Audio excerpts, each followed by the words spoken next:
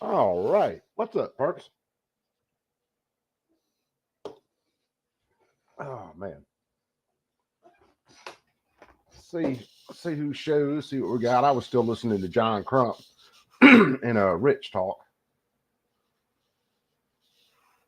So I'm kind of catching up a little bit. Da-da-da. Figured this speech is supposed to start at 6:30, but I figured we'd mess around a little bit. Joe Biden was doing some other speaking today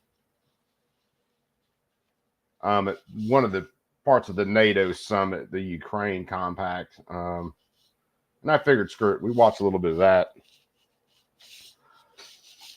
while we get a warm up for Joe Biden, because I'm hearing more and more talk that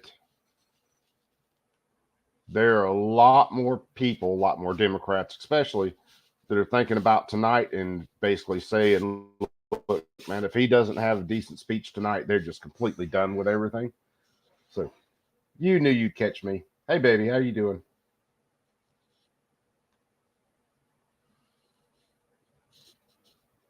Eagle Run, what's up, my brother?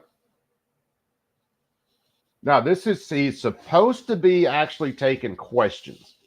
That was the big thing with tonight, is he was supposed to be taking questions.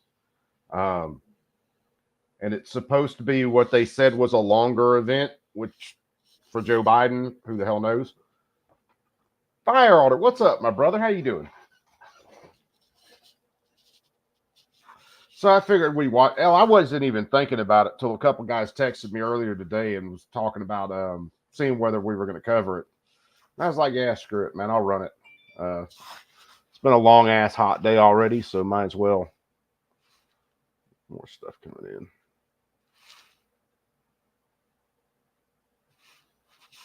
What the fuck?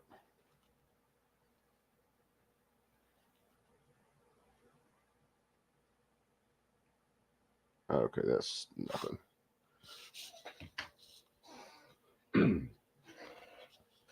Oh, it ought to be interesting. Now, of course, this is happening. I kind of thought this was going to be a straight out kind of press conference, but this is happening, of course, at the stuff they've got going on with NATO right now. Um, and it's funny because there are a lot of NATO leaders. I heard something earlier today. There are a lot of NATO leaders that, when Joe Biden's doing this press conference, they're at Camp David with Jill Biden, which is kind of what the what's going on. So that's another kind of interesting thing that kind of popped up today. Why is Jill Biden hosting these NATO leaders, Camp David, and not Joe Biden hosting them, and then maybe step away?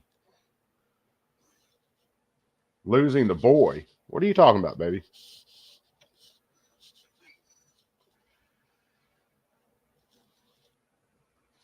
Warsaw, what's going on, brother?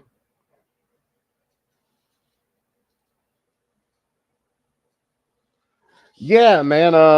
Well, Nancy Pelosi, from what I saw the other day, didn't really answer the question about whether Biden should step down. I think she basically said, "Well, he kind of needs to evaluate it," and so it's.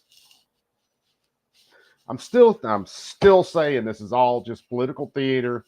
They already know they're going to slide his little happy ass out the door. They just want to wait until the DNC, because they don't want to have to deal with Kamala actually trying to step up, because nobody likes her. No one likes that cackling ass laugh or the way she rambles on about yesterday was today, which was last week, which was 4 months ago, whatever the hell she said in that entire speech. Um, I still haven't figured it out. Every time I try to watch it, it feels like I dropped a hit of acid. So we shall see.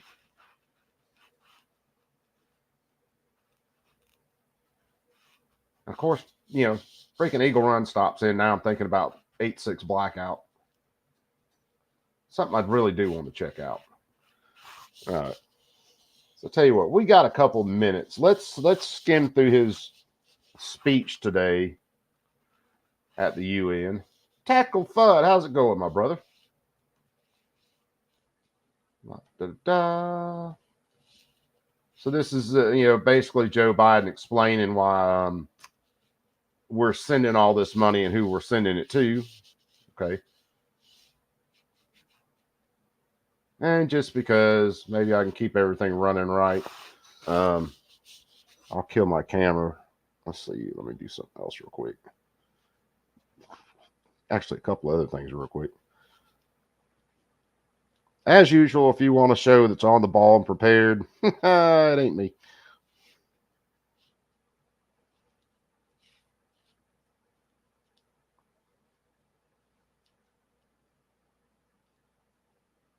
Oh, hell, I'll turn my light on in a second. I got to show something.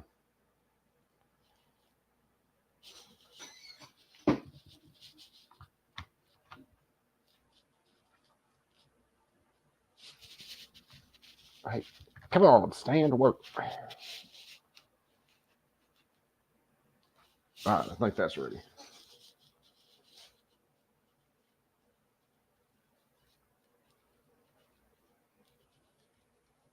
Shot 1-inch groups? Hell yeah.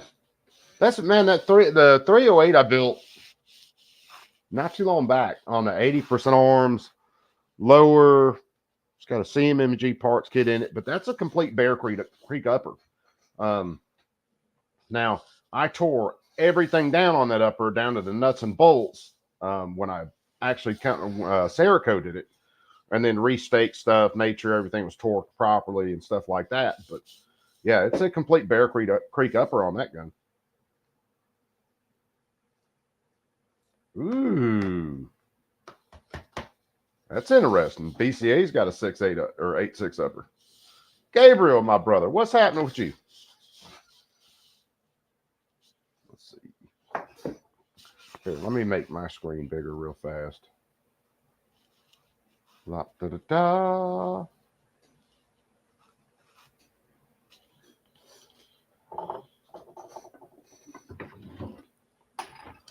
In case the wife's watching, here is your new Dragon.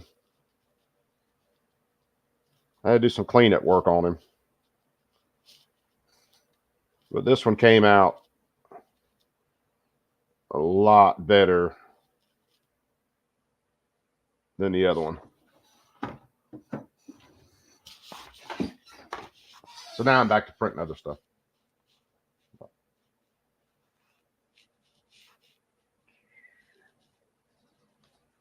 Let's see.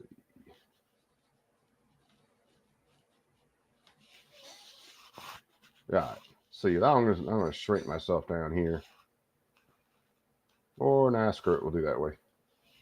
All right. Let's see what Uncle Sniffy's talking about here. I'll try to keep an eye on the time so we can catch his press conference. Sounds okay. Well, I'm sure my fellow leaders are tired of hearing from all of us, but we had an important thing to do today. It's a way to close this conference. Good afternoon, everyone. Yeah, I saw that war. When Putin launched his brutal war over 2 years ago, I promised President Zelensky the United States and our allies and our partners would stand with him for the people of Ukraine as they defended their country. Since then, all of you, all my fellow leaders, have built a global coalition to support Ukraine, supplied economic and humanitarian support, supplied weapons that Ukraine needs to defend itself. And 2 days ago, I announced a historic donation of air defense equipment to protect Ukrainian cities, troops, and from Russian missiles. And here today with all these important... By the way, babe, you see what shirt I'm wearing? Another important step in our collective support for Ukraine. We refer to it as the Ukraine Compact. And here's how it works.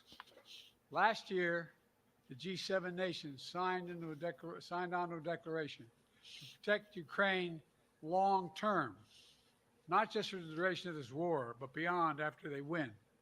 25 additional countries quickly joined them and pledged to negotiate and sign a bilateral security agreement with Ukraine. Now, 1 year later, More than 20 countries plus the European Union have completed and signed these agreements. And more countries are finalizing theirs as we speak. This compact brings all those It's a countries giant together money in a laundering org. unified, coordinated, and comprehensive architecture to support Ukraine, not just for now, but for years in the future. In the short term, we'll continue to supply Ukraine with the weapons, munitions, and training they need to repel Russian forces. In the medium term, we'll help build a future force that has the strength and the capabilities both to defend Ukraine and deter further aggression. In the long term, after this war is over, if Putin ever tries it again, all the countries that endorsed the compact have pledged to have Ukraine's back, just like we have it now. You heard me say it before. We're building a bridge to NATO for Ukraine, a pathway leading to an eventual membership as they continue to implement important domestic reforms. This compact, which is on the stage here, is a central piece of that bridge. What happens to Ukraine matters. It matters to all of Europe. It matters to NATO. Quite frankly, it matters to the whole world. We're united against Putin's senseless, brutal war. We are united behind Ukraine as it fights to defend its freedom and its future. We're united behind a vision of the world where free countries like Ukraine do not have to fear aggression from a brutal tyrant next door. I want to commend you. Now, what about the brutal tyrant running this country? Defense Secretary leaders are here as well, and the Ukrainian people. You're incredible. Through all of your country, you're incredible. Their courage, the determination, the sacrifices they've made. I'm going to commend all the nations that stepped up when it counted to stand with Ukraine. I've said before, Russia will not prevail in this war. Ukraine will prevail in this war, and we'll stand with them every single step of the way. That's what the compact says, loudly and clearly. And now I want to hand it over to the president of Ukraine, who has as much courage as he has determination. Ladies and gentlemen, President Putin. Did he just say? Did he just say he was handing it over to President Putin? He really just said that, right?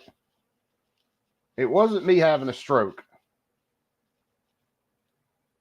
He really just said he was handing the conference over to Putin when he's got Zelensky standing right next to him.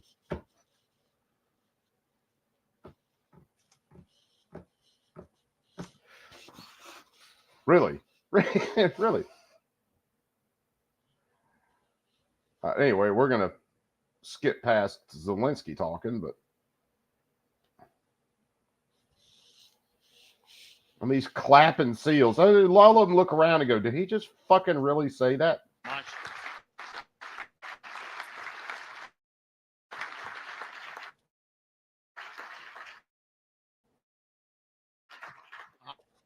Thank you so much, Mr. President.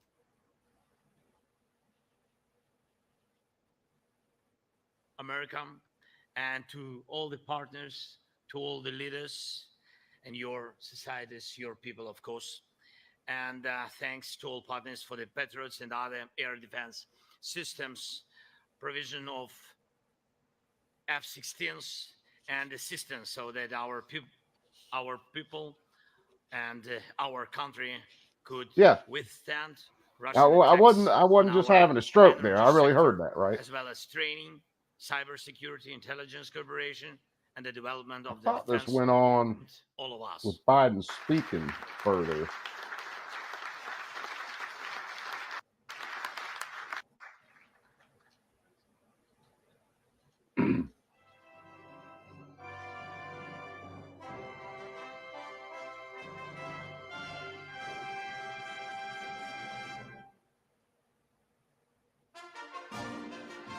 Watch him hobble off the stage.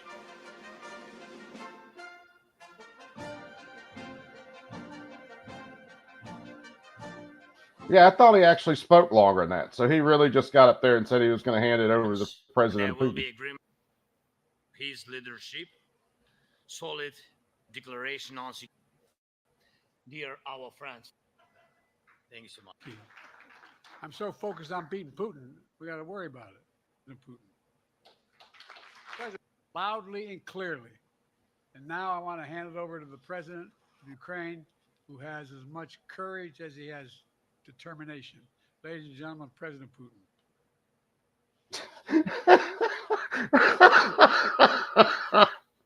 Oh God. This is foreshadowing of what this news conference is going to be tonight. He might bail before the DNC. President Putin. He's going to beat President Putin. President Zelensky. I'm so focused on beating Putin, we got to worry about it. Anyway, I'm better. you are. Oh my God.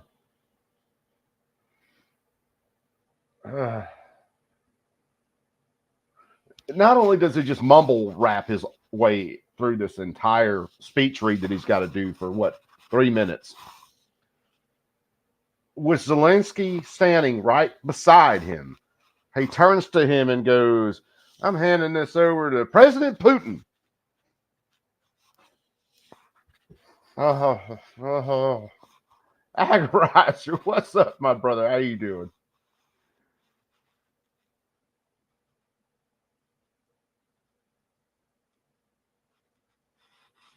Oh, dude, man, it's the this entire thing with Ukraine has been just one huge money laundering operation. To be sure.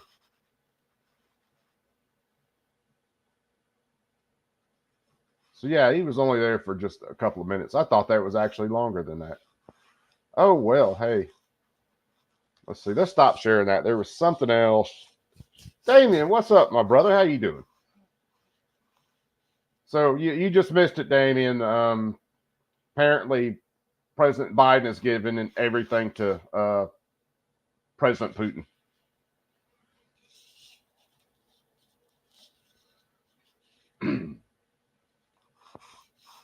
Oh man, I wish to God you could make this up and it wasn't the truth, but this is the truth. This is where we're at. Um, uh, Abigail, what's up, my sister? Yeah, this isn't the place you probably want to come to if you're trying to not need alcohol or something, anything to take your mind off of it. Because, dear God, this is where we're at now. This is it.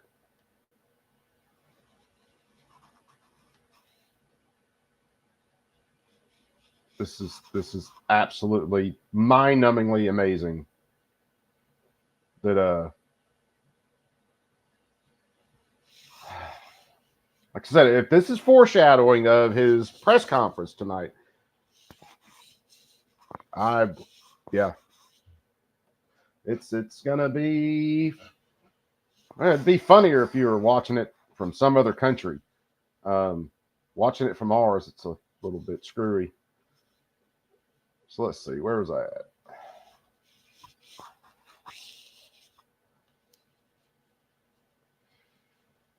Because we got a couple more minutes to kill. Let me poke through one or two things real quick.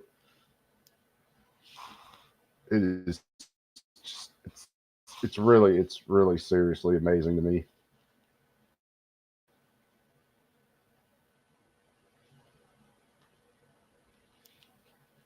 I'll see if I can find one of the reports I was looking at earlier.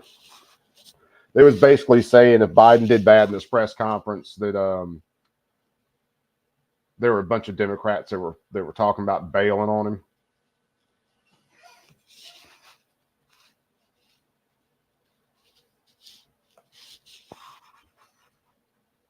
And if that's the case, they just about had kittens right there too.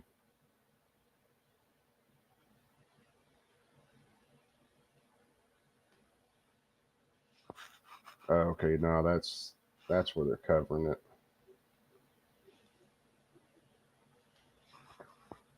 Yeah, this could definitely turn into an absolute freaking train wreck.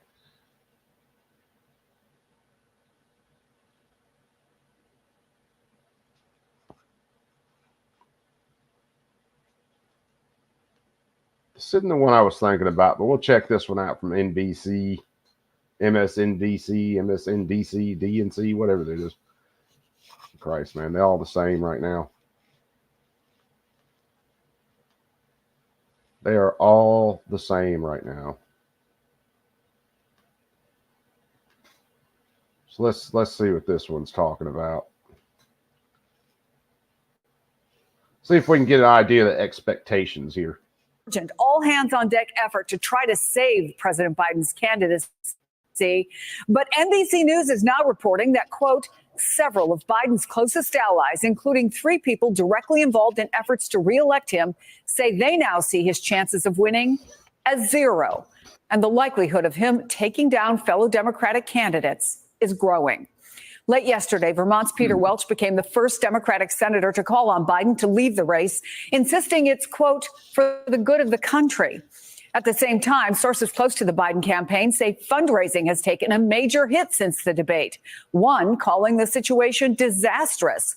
And now Politico reports the campaign is going so far as to call individual Biden delegates to gauge their loyalty ahead of the August convention. All this, as Biden's most ardent supporters argue, members of his own party are the ones damaging his prospects. He has earned this nomination. It has. Joe Biden hadn't earned shit. Besides maybe a jail cell, a bunch of tar and feathers. Been given to him. He earned it because of the good work that he's done for the American people. And so we need to stick with him. Look at what the Republicans are doing right now.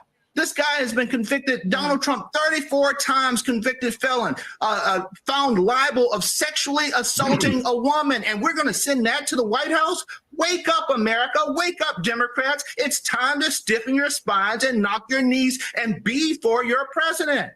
Stop with all of the hand wringing. Let's focus on winning this election, not for Joe Biden, but for the American people. I want to bring in NBC's Julie Sirkin on Capitol Hill. Jonathan Lemire is Politico. Oh boy, that's about as bad. Well, I mean, at least he didn't try to bullshit us that Joe Biden was on the ball and he was just, you know, super freaking on top of it and knew exactly what was going on, running the country. He's pretty much telling you the truth. No, we just don't want Trump. Vote for the corpse. White House bureau chief, host of MSNBC's Way Too Early, and an MSNBC political analyst. Tyler Pager is White House reporter for The Washington Post, and Simone Sanders Townsend is former chief spokesperson for Vice President Harris and co-host of The Weekend here on MSNBC. So, Tyler, you're on the byline of the report that Democratic leaders want convincing evidence that Biden's team can turn this thing around. So what exactly does that look like? Yeah, they want to see a path to victory. They are increasingly concerned about their electoral prospects and how the president may drag them down in these key battleground races. And so they want to see from Biden's top advisors a clear, data-driven strategy to recover from this politically disastrous debate performance in Atlanta. We're expecting them to press campaign aides today at that lunch for more details about that. But also, as that's kind of if you don't get what he's saying right there, Democrats are super worried that Joe Biden's going to ruin the House races and Senate races and stuff like that Democrats think they have locked down right now. So that's one of their biggest freaking fears right now is Joe Biden's going to get up there and just absolutely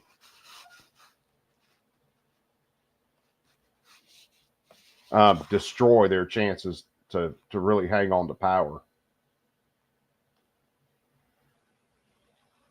All right, so that's saying it's got about 4 minutes till that starts. we reported in that story, we're also expecting more. Night Strike, give me just a second, brother, and I will hook you up. And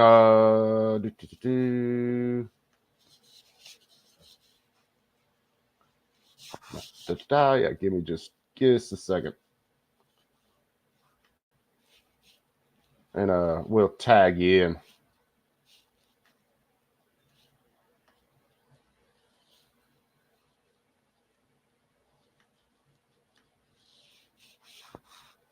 Let me get this sent out real fast.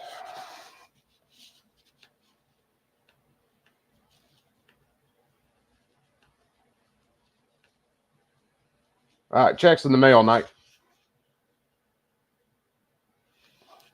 More members of Congress to call for the president to step aside. One of the holdups from them was the ongoing NATO summit. They did not want to publicly embarrass the president as on the world stage. We could see the floodgates open again tomorrow and into the weekend for this critical juncture point ahead of the start of the Republican National Convention. And also, we're expecting to see more polls, internal polls, public polls, and Democrats are anxiously awaiting to see how much damage the president is doing to their own electoral prospects. After all, these Democrats want to be reelected. There's Brother Night Strike. What's going on, brother? Hey, how's it going? I've been disassembling a rifle. Yeah, you sent me that. Yeah, for those that don't know, I bought a Federal Arms FA-91 rifle. It's basically a G3 clone. I am disassembling and breaking all the parts down on that rifle to swap over to the new receiver. Good deal. Because I am not going to shoot that rifle. That rifle is unsafe. Well, when you use steel pins and epoxy to hold the barrel in place, that says something. Just run it. It'll be okay. Hey, it might be fine to use epoxy on the front sight, okay? But to hold the trunnion in place in a receiver is a bad idea. Man. I mean, wood glue would work in that case. Your little spit and fairy dust. Maybe if your AR lower was made out of wood. Maybe, yeah. Gary, what's up, brother? How you doing today? Yeah, that you've told me about that gun, and yeah, that thing is that gun. And because everything I've read up on that rifle is most of them are unsafe to shoot. That sounds like the inner ordnance AKs. Yeah. Well, IO Inc. used to be the worst AK manufacturer ever. Yes. And they defended that title hard. They did. I will say this, the first AK I ever built was on an IO parts kit because I knew if I messed it up, I wasn't out much money. It was like $200. Well, I don't know if you noticed, but the other company they started, Royal Tiger Imports, is selling some inner ordnance parts kits. That's where I got that parts kit from for like $200 right now. So if anybody wants one, go get one. Yeah, I'd say this about them: don't plan on almost anything in that gun actually fitting up and working. It ain't gonna do it. So when I built that gun, it had the IO barrel, assembled barrel, the IO front trunnion, IO rear trunnion, and everything else in that gun was Romanian. Yeah. The freaking bolt carrier, man. If you try some fitting may be required. Carrier, if you try to slide the bolt carrier forward, it ski jumped and started to try to go over your freaking rear sight. Yeah. It was insane.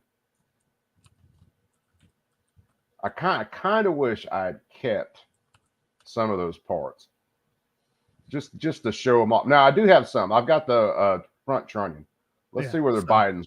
Nah, Biden ain't started yet. What's Captain Sundown doing today?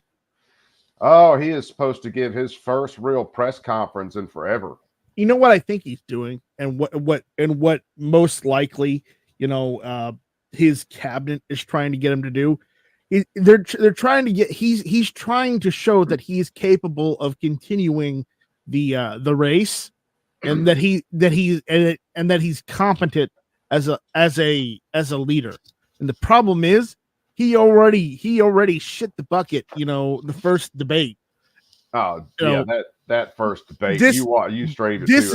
This is going to be another train wreck because it's not going to help his case. If anything, most likely this is going to hurt his case even further. Oh yeah. And there's a bunch of people that are expecting that, like I said, if he does bad in this press conference, that more of the Democrats are going to come out of the closet and be like, no, he's got to go. Chris, what's up, brother, man? How you doing? And Z checked in. What's up, brother Z? Hey, Z, what's going on?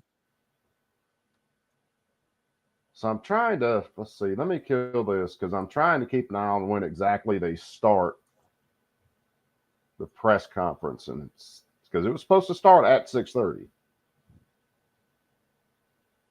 So I'm sitting here refreshing stuff. I don't want to miss a word. He already called Zelensky Putin. Did you see he was sitting there, standing there at that speech he was just doing? And instead of saying, I'm going to turn this over to President Zelensky, he goes, I'm going to turn this over to President Putin. Oh, no. No more. No more. If that's foreshadowing of what's going to happen tonight, this is going to get interesting. Much foreshadowing. I think so. Vanessa Kitty, my sister, how are you? Hold on, I got to do it meme style. Such foreshadowing, much wow. Yeah. You know, the Doge meme. Hey, look, I got some Dogecoin. I've got Dogecoin too. In fact, last time I checked it, I was up quite a bit on it. It goes up and down. I firmly believe that the government's going to shut down all sorts of currency like that unless they control it. Well, if we keep electing Democrats, yes. Oh, even Republicans, brother. There are some Republicans that want all the crypto and stuff under government control too.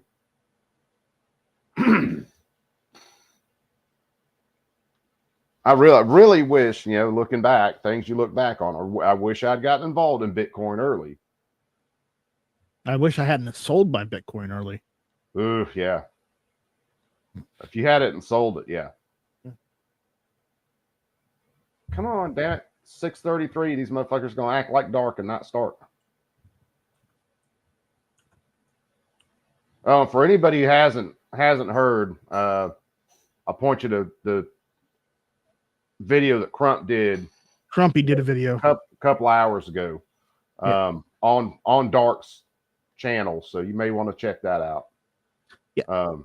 I didn't hear that from the video. I got that from the text message from Rich this afternoon. So if Rich sent that one to me, I didn't see it, but he did at the beginning. If you look at the text group, he said it at the beginning. Did he? I was sweating like a freaking whore and didn't notice that. Yeah, just check the first messages and it's right there.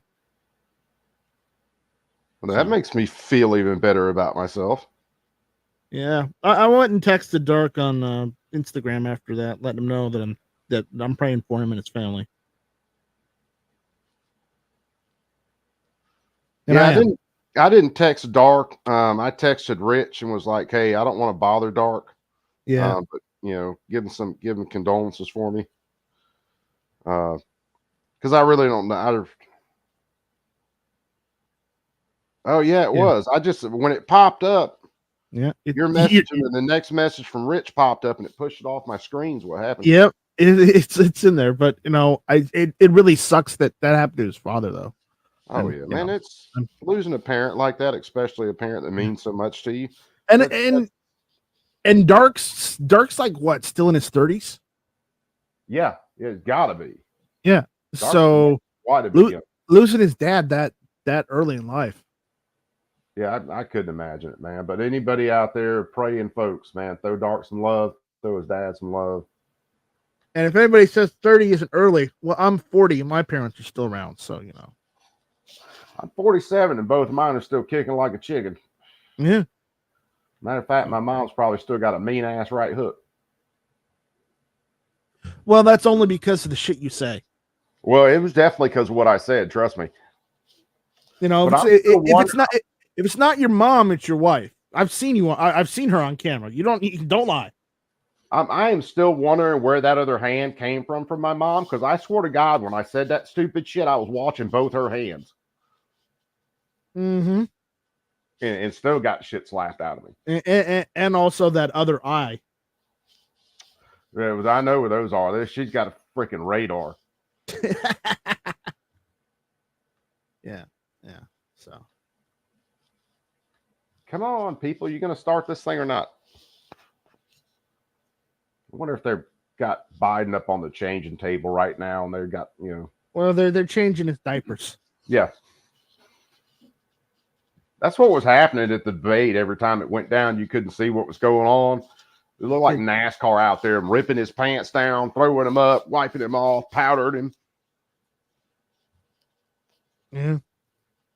Probably sounded about like NASCAR when they do it too. Zip, zip, zip, zip. You know, the what you call it, The air ratchets, impact wrench. the impact wrench, yes, the air wrench. So they said it's supposed to be at 6:30. Yep, it's supposed to be at 6:30. That's why I'm sitting here. I'm bouncing back in between two different feeds, refreshing pages. Most likely is, you know, they're waiting to the last minute. So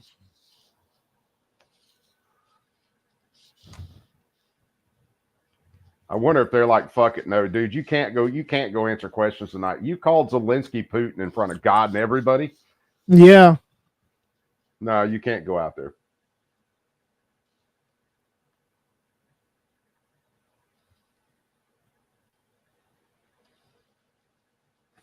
Come on.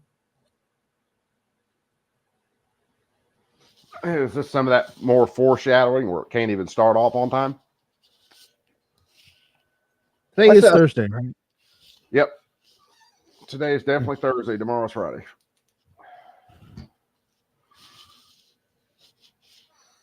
It's interesting that his wife is at Camp David with a bunch of NATO leaders right now while he's supposed to be giving this press conference. Right. Well, I did read something earlier that there's one good thing that came out of the whole Russia invading the Ukraine thing. What's that? The fact that everybody in NATO started putting money towards defense spending in NATO. Well, they were starting to do that when before Trump left office. Right. But when Russia started invading Ukraine, all of them started pouring money into their defense budget than in the NATO defense budget they're supposed to. And it's just like, okay, NATO's finally working. You wouldn't call it working, but they're doing something. Yeah. Well, I'm using loose terms, okay? Yeah, working is definitely a relative term when it comes to freaking. Damn, is Crump still going with Rick? I guess he is. Probably. Of course, that's an interesting conversation with that dude from former ATF. I'd like to have that conversation too, but I don't want to talk to anybody from the ATF. No thanks. I'm not saying everything I said would be polite.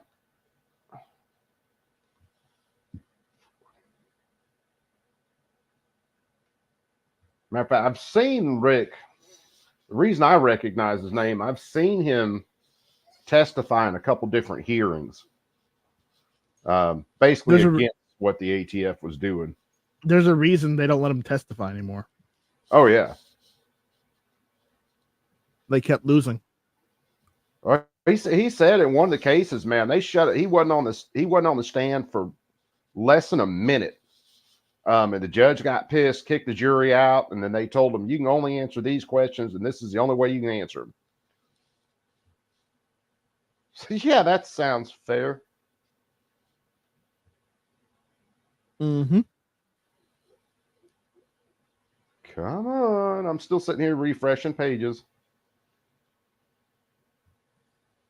I know my connection's still here because everybody's still in the chat and we're still talking.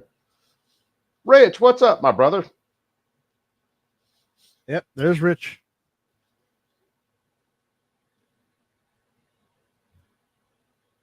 Rich, I think they're dragging their feet on this one, Rich. Biden already called Zelensky Putin tonight, just a little bit ago.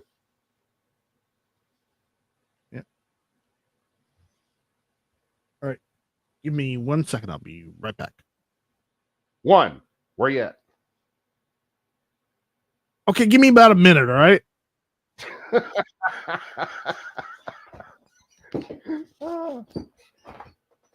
Oh, shit. Let's see. Let me do this.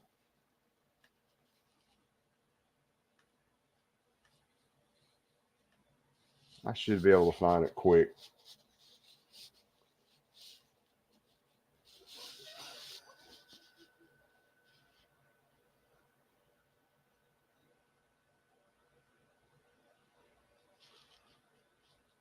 It looks like Guns and Gadgets is live and Langley Outdoors is live. Good deal.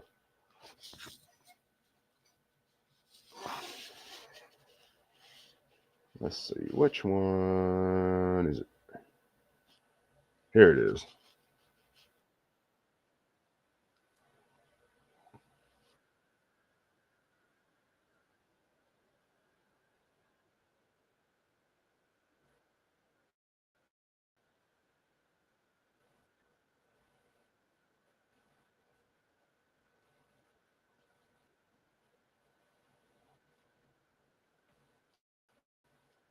Here, we got to do this because Rich is in here, and I don't know whether you saw it earlier.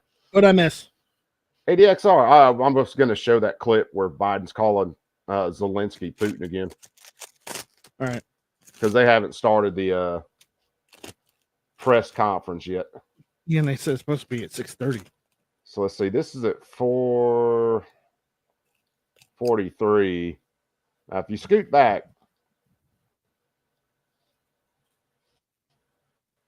It has the strength and the capabilities, and all the countries that endorse the shows Biden compact standing have right pledged there with to have Ukraine's back, Zelensky. just like we have it now. They're incredible. Their courage, the determination, the sacrifices they made. And I commend all the nations that stepped up when it counted to stand with Ukraine. I've said before, Russia will not prevail in this war. Ukraine will prevail in this war, and we'll stand with them every single step of the way. That's what the compact says, loudly and clearly. And now I want to hand it over to the president of Ukraine, who has as much courage as he has determination. Ladies and gentlemen, President Putin. President Putin. Yes, he just standing there next to Zelensky. He just called Zelensky Putin. And unfortunately, we can't see Biden when he said that because you probably don't see Zelensky tap him on the shoulder and be like, Zelensky, Putin the bad one.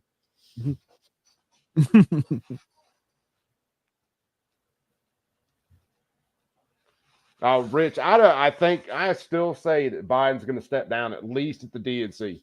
MC, what's up, my brother? How are you doing?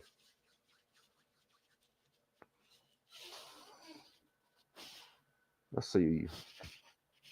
Hell, while I'm thinking about it, all you guys with wrenches, MC and others, man, post your channels in the chat. That way, if anybody isn't following you now, everybody hook up. Same goes for you, Chris. Everybody. If you got a channel and you got a wrench, post that stuff.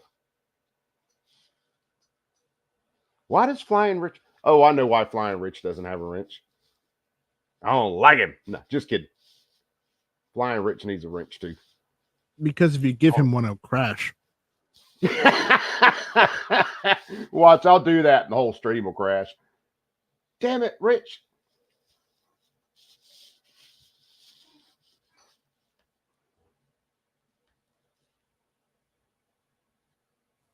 I'm glad I got that in there. We got to get Rich a wrench too.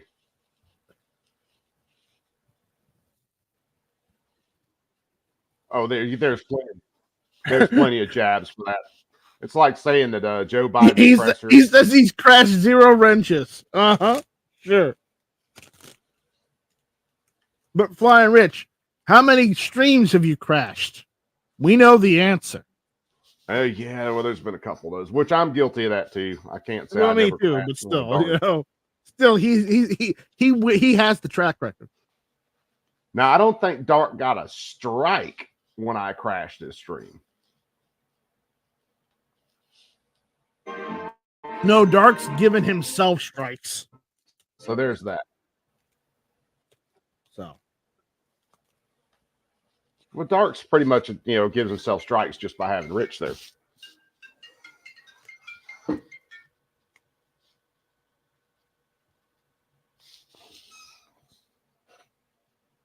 So, yeah, they still have not got this thing rolling yet.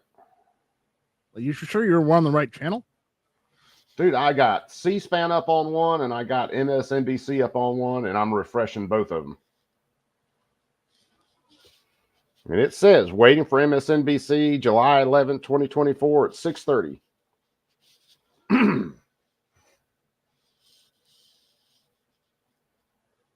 So yeah.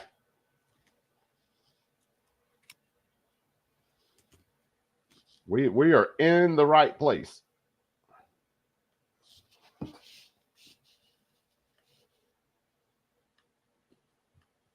Watch, let me do this. I'll do a whole nother.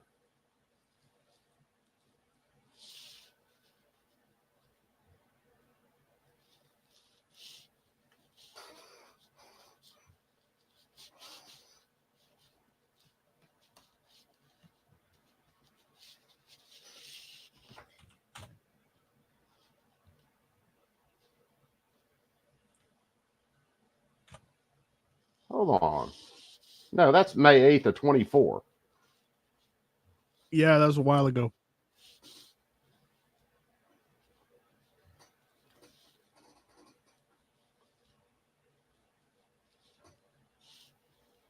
Did we miss it? No.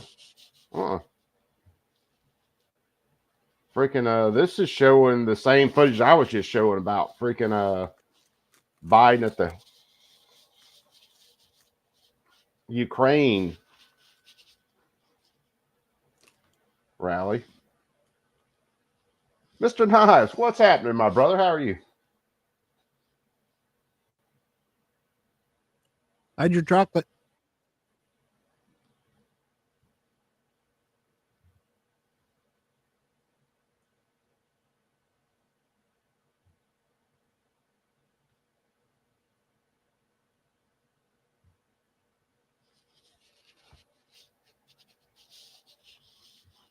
Let's see. Hold on.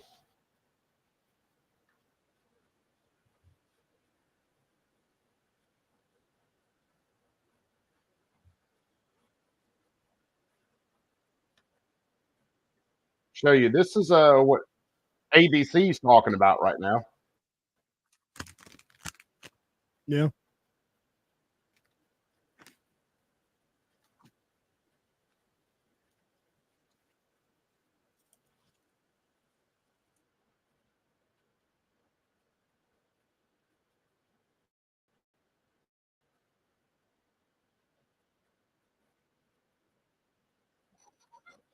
So no, he hasn't got going yet.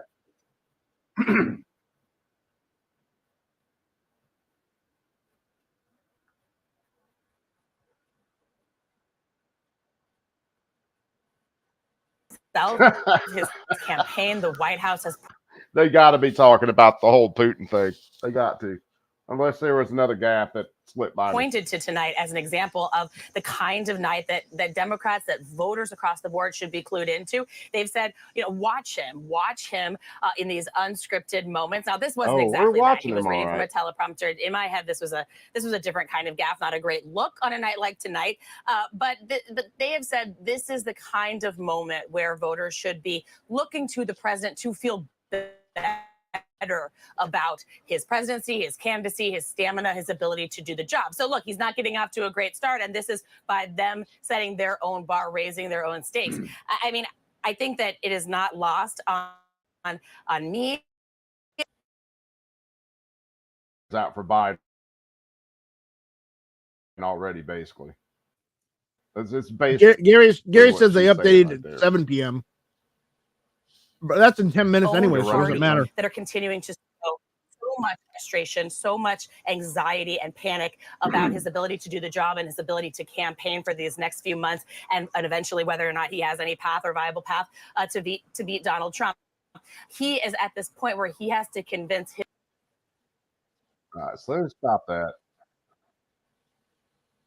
So that's what they're talking about right now. Yeah, give it another 10 minutes, they'll start.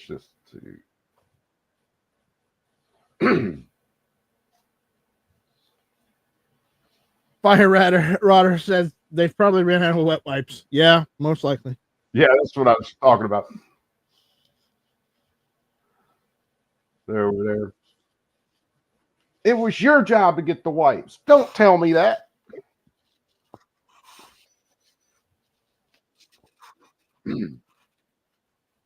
Rich, he just crawled out of the trenches. Yeah.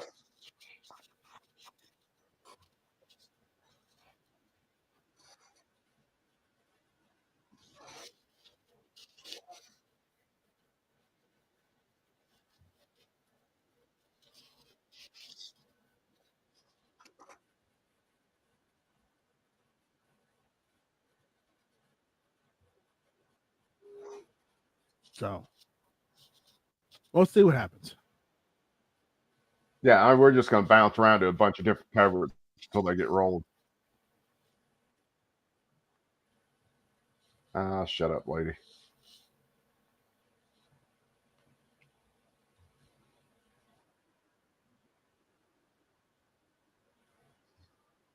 Mm. All right, they're watching commercials.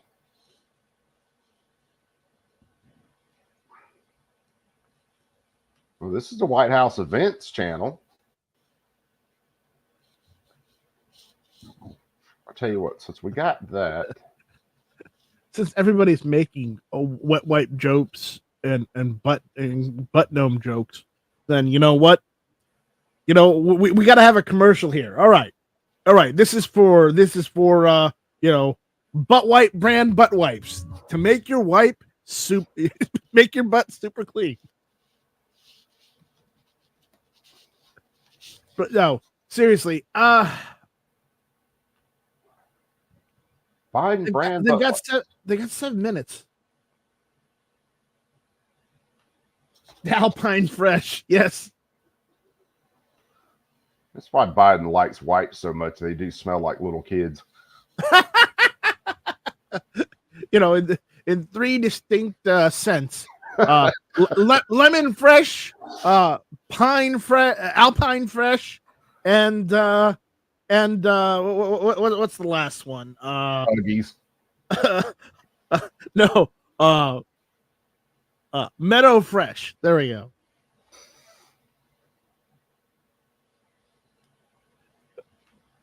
Gabriel said his butt's been wiped. Yep. Good. Biden said it. He walked it right up to the press. They asked him, "Mr. President, how you doing?" He said, "My butt's been wiped." Great to know. Thanks, Good to know. Thanks for sharing, Mr. Leader of the Free World. Yeah. Thanks for, you know, making a mockery of the free world. I still say this guy's sign language interpreter has to be the worst job on the planet right now. Well, when he says things like this. Let's go, Brandon. I agree. Oh, wait, that's the wrong one. You want the true unanimous cinema pressure. I'll lead an effective strategy to mobilize true international effort to pressure. How do you spell that? Dude, I can't spell worth a shit spelling normal words. I've got zero chance of that one. Mm-hmm.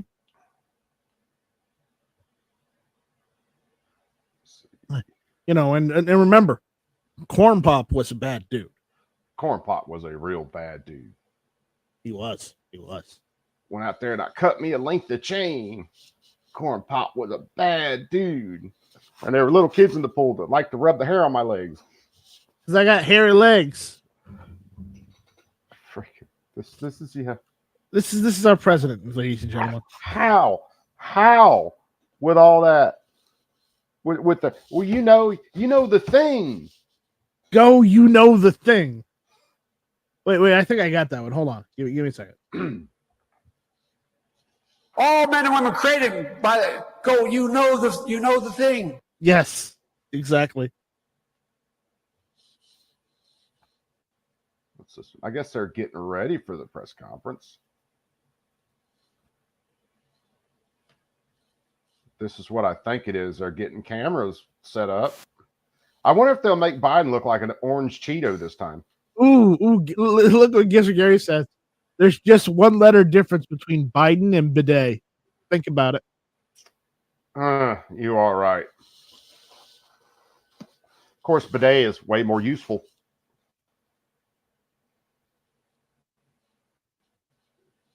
Now that makes me want to hear when Ron White was talking about it.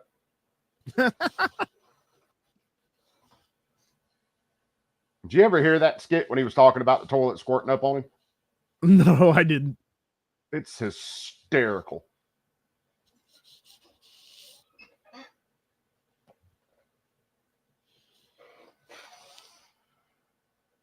It is absolutely hysterical.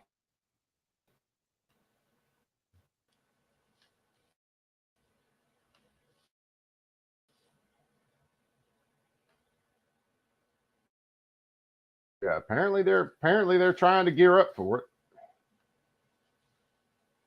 Check another dragging channel. time right now. Is his diaper changed yet? No, he shit again. Oh, for Christ's sake!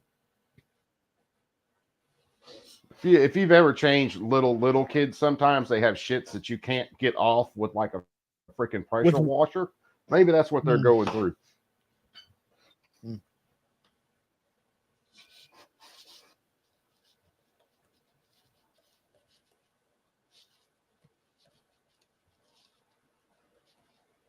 I think so. I think so.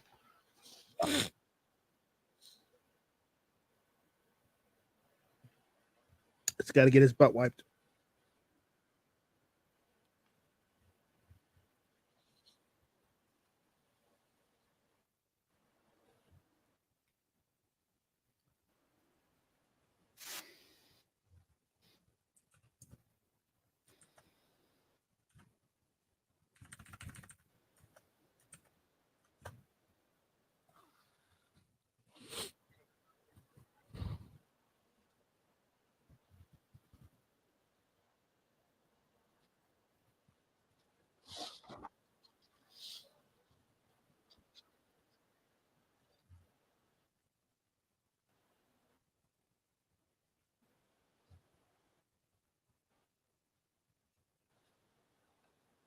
Ah.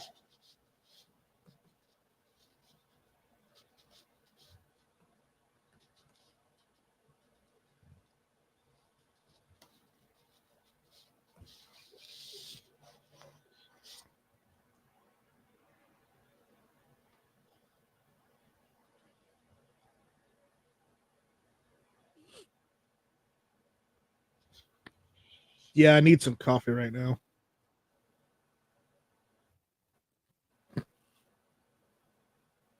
Who is this Nimrod?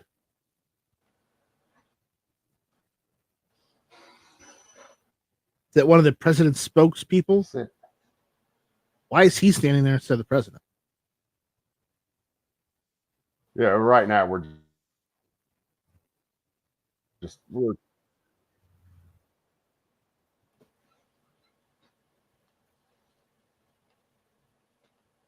this may not be the part where it was at, but hold on. Let me look.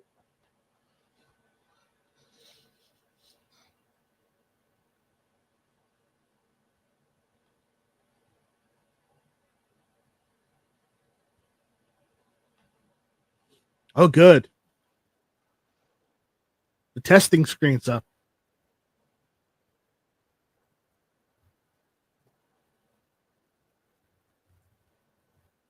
Uh-oh. Well, I have to keep an eye on this. Are you really? If this is the testing, maybe he steps up.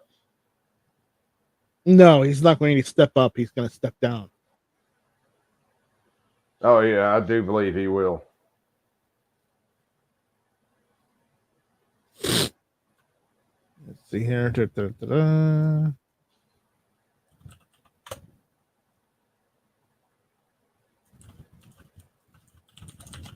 Oh hell, give me. I'll be right back. Give me a second.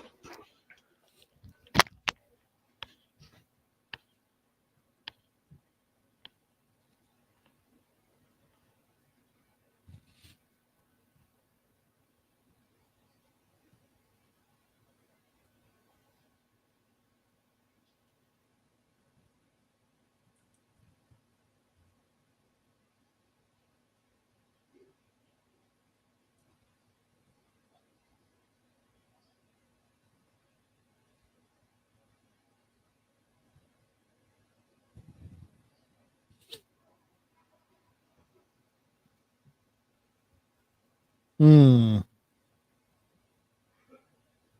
They're really setting the bar low tonight, aren't they?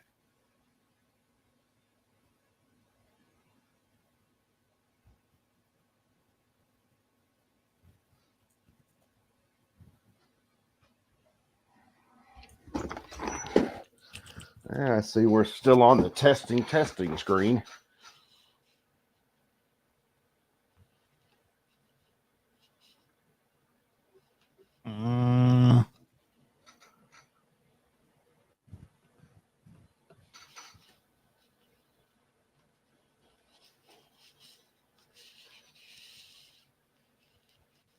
Ooh. You can watch it from the White House's YouTube channel. Yep, that's the other one I got up. I'd watch it from the White I House's one. got That way they can President get you on. Yeah, that's the White House channel.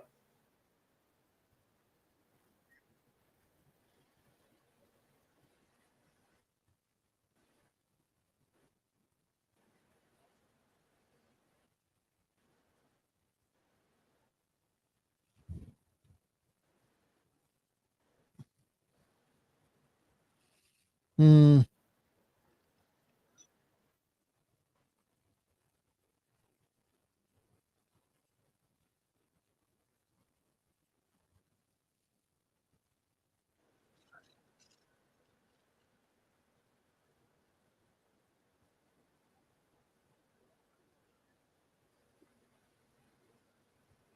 Wow, that'd be uncomfortable.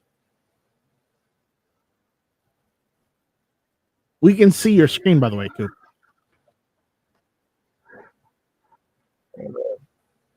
I know. That's what I was showing. He did this whole skit about the whole bidet thing.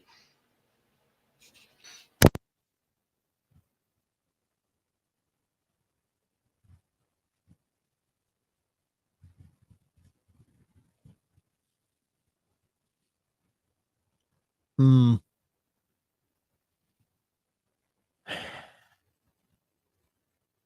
This is painful.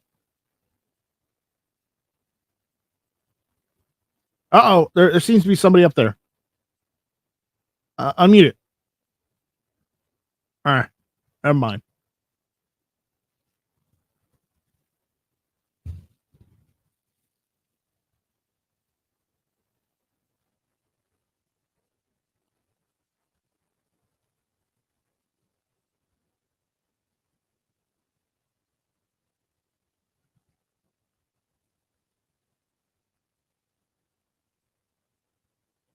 So exciting.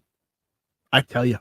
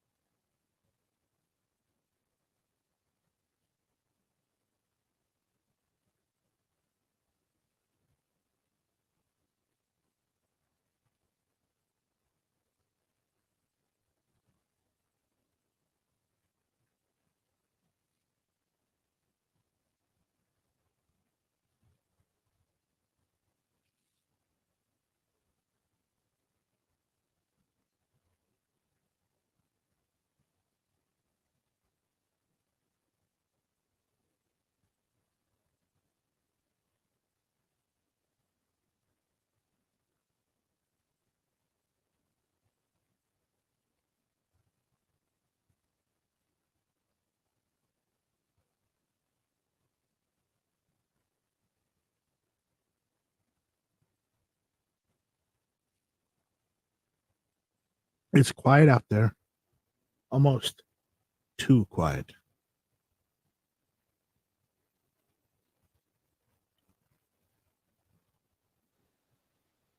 What is going on? My microphone was going nuts. I've She's on just the been. phone right. He shit again. What? We just changed him. We're trying to Nope, do man. this conference here. Get him out here. Yeah. Like, no, man. It went right up his little overhauls in the back, and it's up to his neck. We're having to wash him all the way down. I still have no idea how kids can make shit go up their back. Remember, he can fall upstairs, so it's possible. He might be really good at it then.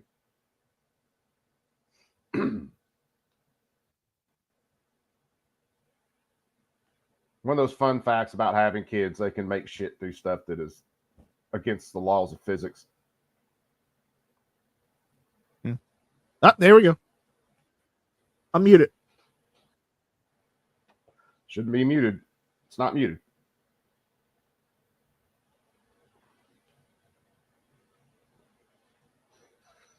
All right. Chambered, what's up, my brother? How you doing tonight? Yes, it is a trap. Are we going to argue about the location of the flags now? What are we doing? No, they want to remove the flags because they find it offensive. Notice he really hasn't had any red background since his red speech. Gee, I wonder why.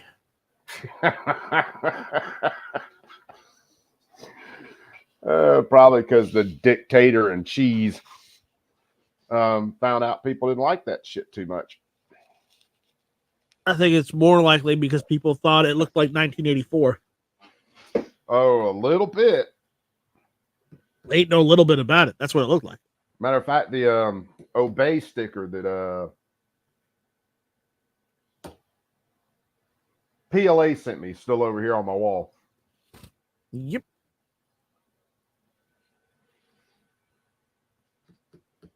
Is there an earthquake going on? Did Biden trip and fall again? What? They're rearranging the camera. They're trying to get the perfect placement of the flags. So they're in the background while he speaks. These people are wasting so much time right now. Quick, stall. Go out there and do something. What do we do? Everything's set. Move the flag around a little bit. Shake the camera. Kill time. He's getting his butt wiped right now. Getting his butt wiped and a shot of methamphetamine. They're filling him up with enough drugs so that he can get through the entire speech. So I laughed about with the damn debate. People are going, see, this is proof that Joe Biden wasn't on drugs. And I'm thinking, no, that was Joe Biden on drugs. This is Joe Biden on drugs, not off. Knives, I don't think I've got your email address, but hell, I'll post the link down in the chat.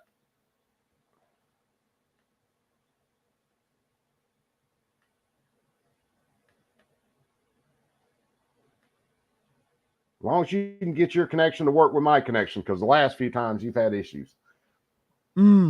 Yes, he had issues. Ended up being a bad cable, apparently.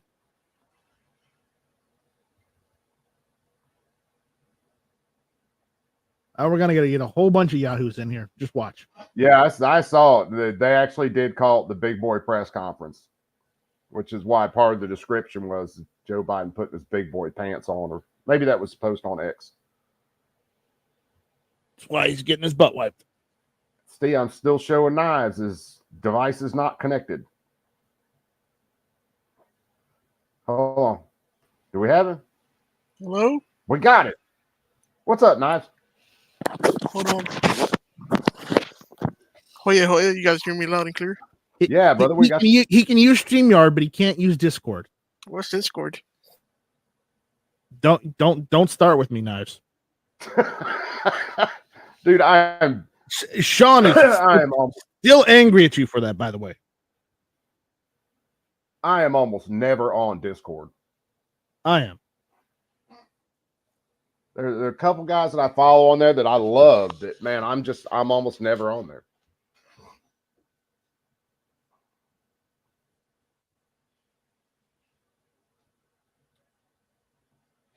So, how's our favorite California Fed? That's you, Knives. Oh, that's me? Yeah, that's you. Well, sure ain't me. Shit. I'm good. Same old. Hot. Well, it's California. There, MGTOW's jumping in. What's up, Outlaw? Hey, man. What's the latest on the stupid shit he said now? He's getting his butt wiped right now. Where we're waiting for him to actually speak. Oh, nice. Yeah, we're still waiting for him to speak now. Although earlier tonight, if you didn't see it in the stream, he called Zelensky Putin when Zelensky was standing right next to him. So he literally gave part of his speech and then turned around, and he was going to turn the speech over to the president of Ukraine, Zelensky, and went, "The president, Putin." Golly.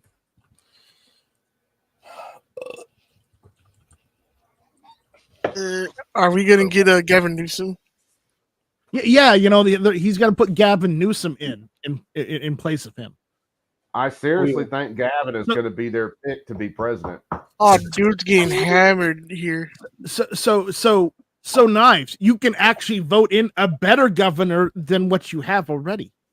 We got a baseball player running for the Republican Party. I mean, do you have anybody on the Republican side that's better than Gavin Newsom? We have what's his name? What's that dude? Radio host dude? Who ran Larry against him? Yeah, Larry Elder. The only reason he lost because he didn't win San Francisco. That's all. That's how scared they were. Here's what I honestly think at this point in my freaking wild ass brain is going to happen. Is they're going to put Newsom in for president. He's going to pick a VP, and they're going to try to slide Harris over for governor of California. She might. We also might get Harris for Supreme Court. Ooh. Mike McClune, what's going on, brother? I mean, it could happen. I don't count anything out. It's crazy ass times, dude. Yeah, be careful out on them roads, Mike, because like you're saying, man, these idiots do not care if someone's on the side of the road trying to do some work. They will run your ass slam over.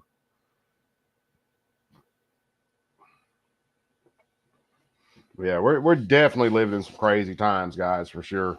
If a man could fall and go upstairs, he can fall up. If the man can fall upstairs, shit has gotten real. Dude, I have accomplished falling upstairs before, but I was like a 30-pack into the night, so there was some talent involved in that one. I've never fallen upstairs, only down. No, I haven't fallen down them. I mean, I didn't kill myself, but I've fallen downstairs before. I won't lie. It's different when you're drunk, man. Yeah, you do some magical stuff. Oh yeah, you do.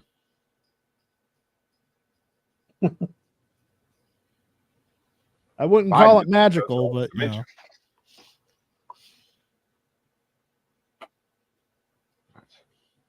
Hey, come on, Biden. Fuck, man, you're 45 minutes late. Well, he probably he probably pooped himself again. More than likely. Oh, he got to change his diaper again. My grandfather would say he'd be late to his own funeral. Yep. Bring out his pepper H&H. Quick, someone stick a cork in his ass. No, that's his mouth. The other end. He got shit come out of both ends. He definitely does. Oh, man. I'm telling you, he is America's greatest mumble rapper. That's all he does is mumble rap his way through everything.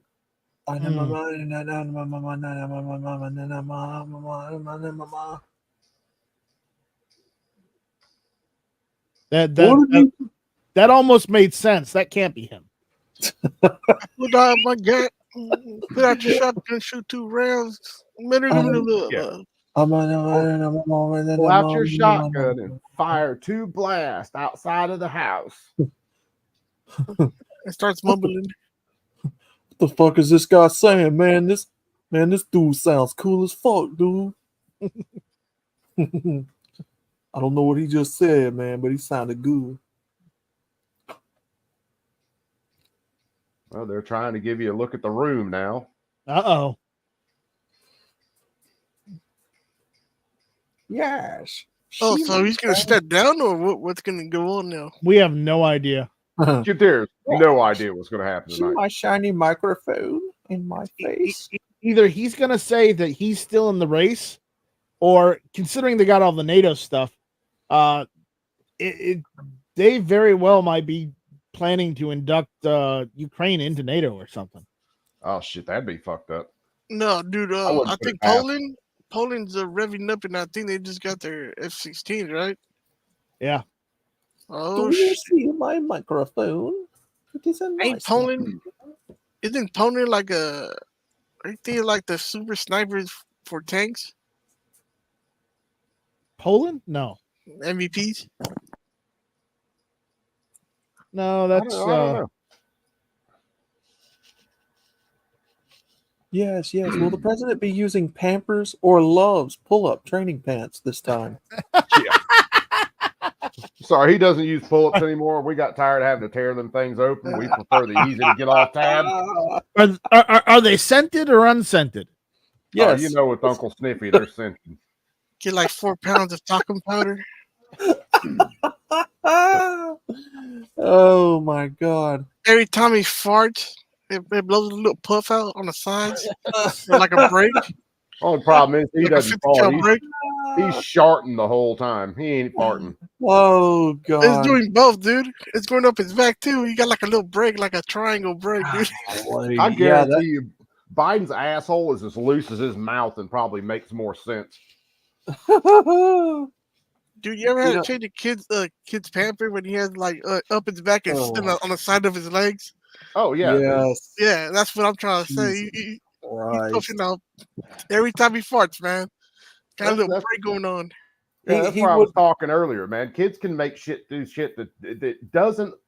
Physics does not apply to that. How do you get it up your back to your neck? I was just fixing to say he would be the motherfucker to lay down in and get all over the back of his head. What an incredible smell you've discovered. Yeah. How did you get shit on your shoulder blades? Yep. I have literally pretty much said that thing before. Oh my god. Why you guys give him milk again? Don't give him milk.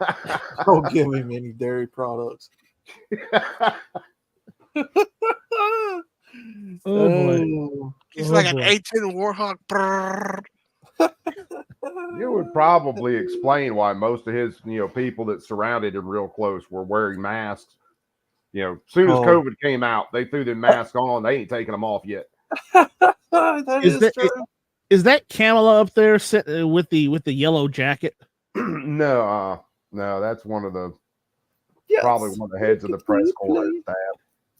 Look at me play on my cellular device in front of you. Yes, does the president prefer vanilla or chocolate pudding when he eats chocolate pudding? He preferred pudding pops. Uh-oh. Nice try. Oh. The man said he may or may not have sent you a meme. Oh boy. Let's see if he's on the ball tonight. Man Yes. against the masses is always on the fucking ball. Well, no, he's let me down a couple times. It ain't been often. Yes, you over there. Yes, the president seems to be struggling by putting the square peg in the round hole. Okay, man against the masses. It's on like Donkey Kong. Oh. It's on. It is on. Yes, we are currently working with the president to try to get him to work with his building blocks.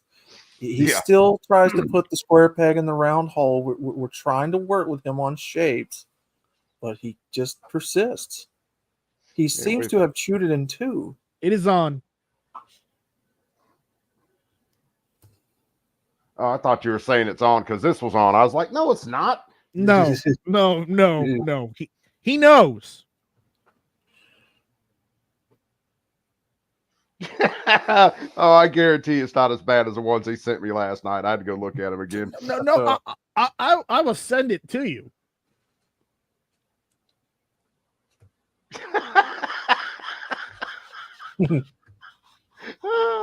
Shit. Oh man. Every time he sends me something, I think about it every time. I've got to do the man against the masses meme stream. I've got to. Where's your Instagram? It's on Instagram. Oh, there you are. There. Okay, I got you. Yes, over there, you in the green shirt. Yes. That's why I said it's on. Yes. Does the president like Lunchables? Does he still like Lunchables with the little tacos? The little the pizzas. Yeah. Yes, he does, but we have to put the cheese on for him because he throws it everywhere. He doesn't understand he's supposed to eat it. He also likes He's to trying to stick it up his ass. It goes in the other end, Joe. It goes in the other end. No, Joe. Oh, Joe. It puts the cheese in the mouth. He has a problem. He likes to use the sauce as a marker and write on things. He doesn't understand you're supposed to put it on the pizza. Oh, no, imagine better the than my- Secret Service. The Secret Service is like, where you go? He probably smells a kid. Yeah. Secret Service is like, yes, Joe, we've got your Capri Where's he Sun going? right here. Where's he going? Like, But- Joe Biden saved 3 kids. What happened? They were lost, and that son of a bitch smelled them and found them. What's They that? were lost in the ball pit. Yeah. What's that? What's that? Yes. We've got Joe Biden's Capri Sun. Yes. We're gonna put the little straw in the pouch. Yes. Oh, tropical storm Capri Sun. Yeah. We got it. Which one was the one with the little top on them? Joe likes his Capri Sun. That's what it was. That's what they were. Oh, Now, the drinks with the little tops on them, on You screw them off. It's like a little plastic. like a Sunny D. Oh, you talking about like the Like squeeze it? Like Yeah. Kool-Aid squeeze it? Yeah. Yeah. I feel old. yeah. Gary says it's past Joe's bedtime. Yeah, Yeah. every minute this clicks away longer and longer and longer. We're getting more to the sundown of the evening. Oh, Well, And- he is Captain Sundown. They're probably It fucking. is. They're probably That shooting a place good does bunch of not- grip in- Bode well for Uncle Sniffy at this point. He's getting cranky again. Go get his Capri Sun. Hurry. Well, the problem is, they don't make high Who C took his Ecto Ecto Cooler anymore. Gotta be on TV. Dude, I remember those. I remember them too. I love them. I did a stream not long ago about 90s snacks. Yeah. And drinks. We talked about that Ecto, the Ecto green Cooler. Ecto. Yep. And shit like this. I went to the theater. Yeah, we talked about Orbits. Yeah, Jolt Cola. Yeah, Joe. Bubble tape. I remember Joel. Surge. Yeah.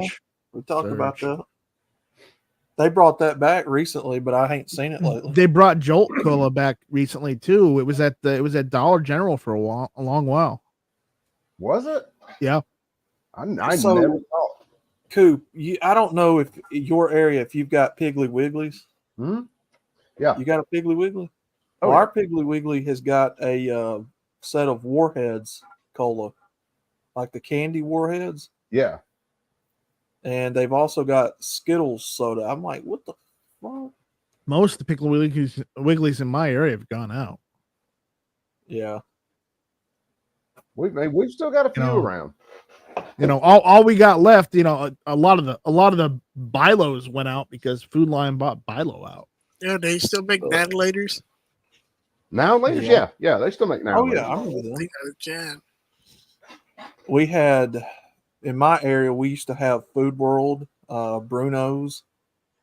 We had Winn Dixie. Gabe, this was supposed to have started at 6:30. We are 56 minutes. Oh, bro, the snack that smiles back, goldfish. Hell yeah! Oh, yeah, I think I've got some goldfish in the damn cabinet. I still eat goldfish sometimes, man. Cheez-Its. I love them things. Hell, I still get a Lunchables every once in a while just because I'm like, fuck it. I don't give a shit. I like that stuff. Shit, I It's can not see good for you. It's not good for you, but that. it's all processed No, junk. all the processed shit we shove in our faces. Yeah. None of that shit's good for us. Goldfish over Cheez-Its. Yeah, if it's like the extreme cheddar ones what's got like the cheese dust all over them. Mm. I want to know what these people are saying down here. Yes, Joe Biden likes chocolate pudding. Yes, he likes his chocolate pudding.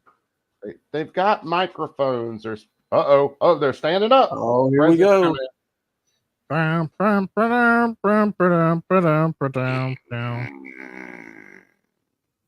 comes out of nowhere.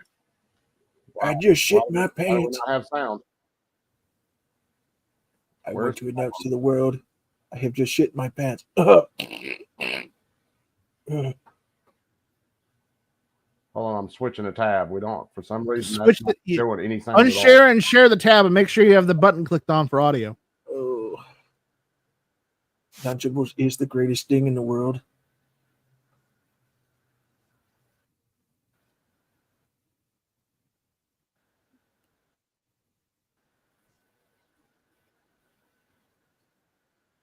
Hey, you don't have the button clicked for audio. I do enjoy my goldfish crackers. I like being tucked in my race car bed. All right, we got sound now. No, we don't. I cannot we hear don't. it. No. We don't have sound. I can hear it on my screen. We're not hearing it. Huh. Did you mute the main tab? Let me stop. Coop? I'll stop I sharing. pooped cocky. I pooped today 3 times. Ice cream. No. Kamala Harris, she said if I was a good boy, we go to the fair. I get an ice cream cone. She said I was a good boy. All right. See whether we got sound here.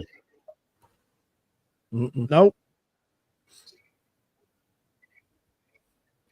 She said Yeah. Do we got I sound did on the good. screen? Let me try it, all right? I got my huggies. I I'm a can't big boy believe now. I can hear it I through my only shit headphones. twice today. Why am I not getting fucking sound on the screen? I only shit twice today. It's a miracle. I do look high as fuck right now. Look at his eyes, dude. What if the deaf people looking at that guy to the right? What if he just started screaming and then they like panicked? But hold What Oh, we if going that- to war, dude. We going Share to mine. on. You can refresh Yeah, if he was real like, fast. Share mine. I've got it up.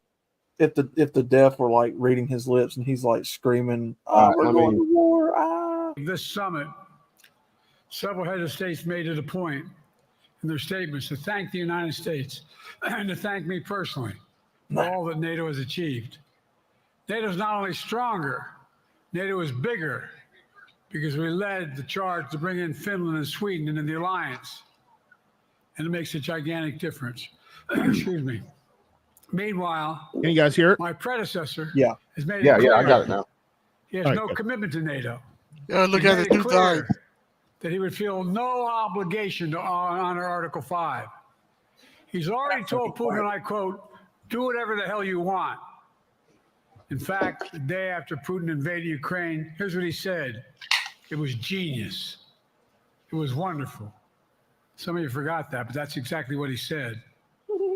But I made it clear, a strong NATO is essential to American security.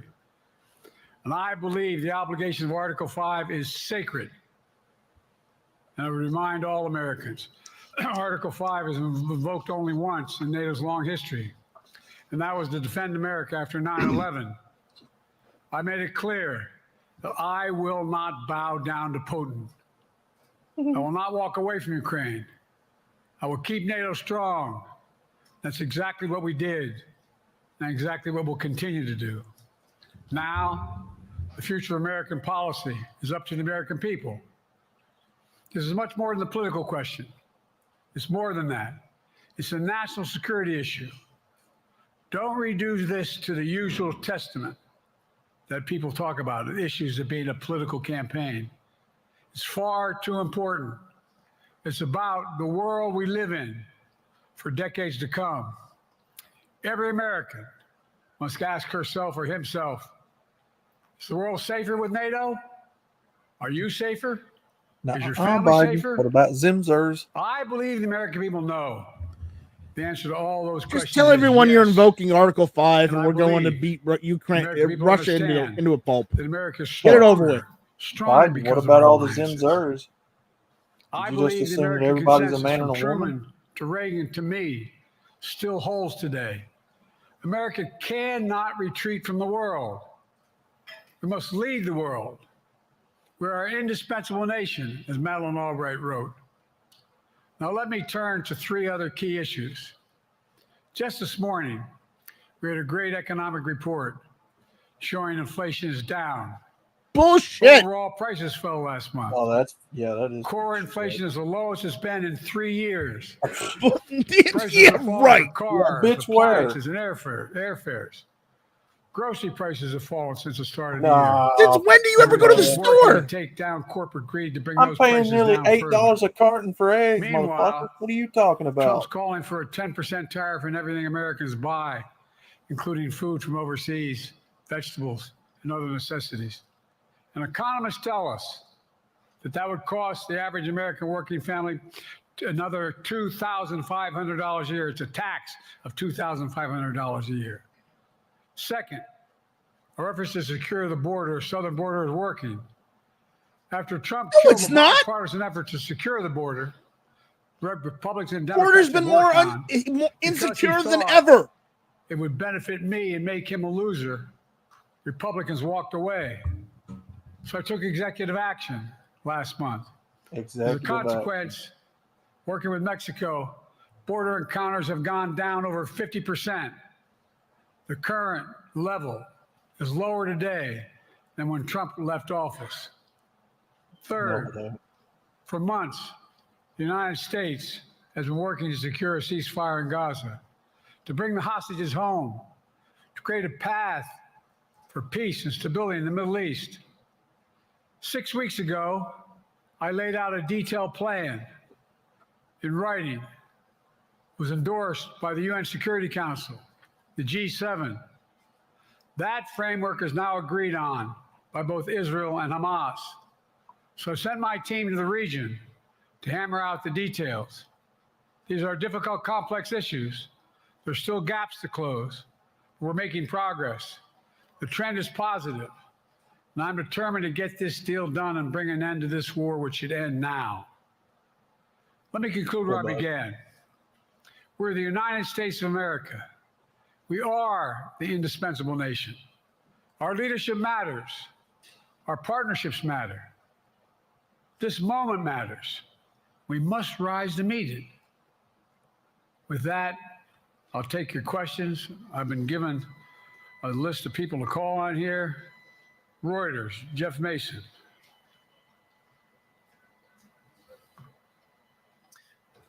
Mr. President, your political future has hung over the NATO summit a little bit this week. Speaker Pelosi made a point of suggesting that your decision on whether to stay in the race was still open. George Clooney and a handful of lawmakers have called on you to step aside. Reuters is reporting tonight that UAW leadership is concerned about your ability to win. UAW just endorsed me, but go ahead. Thank you. My question for you is, how are you incorporating these developments into your decision to stay? And separately, what concerns do you have about Vice President Harris's ability to beat Donald Trump if she were at the top of the ticket? Look, I wouldn't have picked Vice President Trump to be vice president, but I think she was not qualified to be president. Vice President Let's start Trump. there. Okay, all right. Number one. The fact is that the consideration The coffins, is that man. I think I'm the most qualified person to run for president. I beat him once. and I will beat him again. No, you didn't beat him the first time, Secondly, old man. The idea, You cheated. I served in the Senate a long time. Mail-in ballots. The idea that Goddamn. senators and congressmen running for office worry about the ticket is not unusual. And I might add, there are at least 5 presidents running or incumbent presidents who had lower numbers than I have now, Like who? Carter? later in the campaign. So there's a long way to go, this campaign. And so I'm just going to keep moving. And because, look, I got more work to do. We got more work to finish. There's so No, much, you're done. we made so You much are progress. Think about it. Think about where we are economically relative to the rest of the world. Name me a world leader who wouldn't want to trade places with our economy. We've created over 800,000 manufacturing jobs, 1.5 million. I mean, so things are moving. We got more to go. Working class people still need help. Corporate greed is still at large. Their prices, the corporate profits have doubled since the pandemic. They're coming down. The pandemic. So I'm optimistic about where things are going.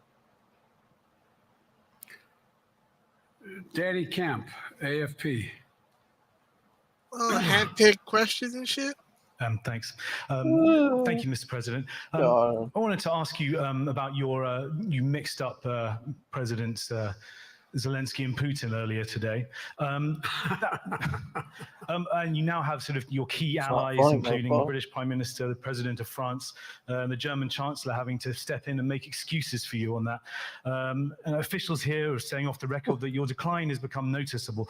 Hasn't this now, frankly, become damaging for America's standing in the world? Thank you. Did you see any damage to our standing in my leading this conference? Have you seen a more successful conference?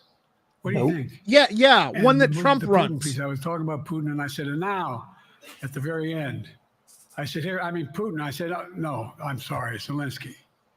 Yeah, you did it. You did it. And then I Congratulations. had 5 other names. Look, guys. You did it again, motherfucker. The idea anybody suggests that we haven't had an incredibly successful conference. How many times did you hear in that conference? I know it sounds too self-serving, but other leaders, heads of state, in thanking me, saying the reason we're together is because of Biden, because Biden did the following. Wow. Look, folks. Yeah. This is that's a lot of humility there. well. Anyway, I thought it was the most successful conference I've attended in a long time, and find me a world leader who didn't think it was. Next one. Nancy Cordes, CBS.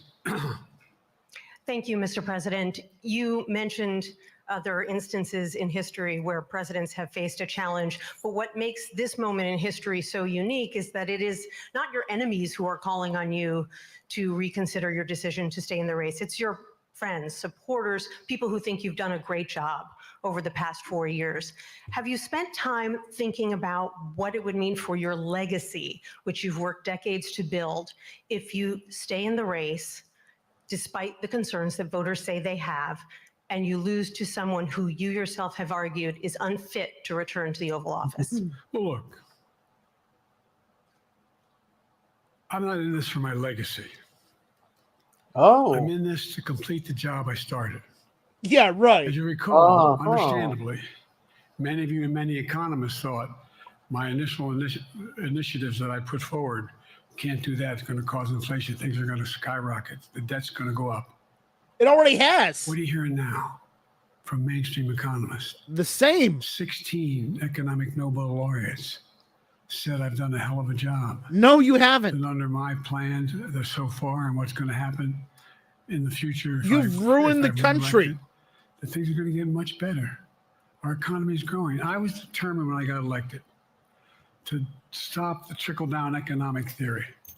That if the wealthy did very well, everybody else would do well. My dad was a well-read, decent guy. I don't remember much trickling down on his kitchen table.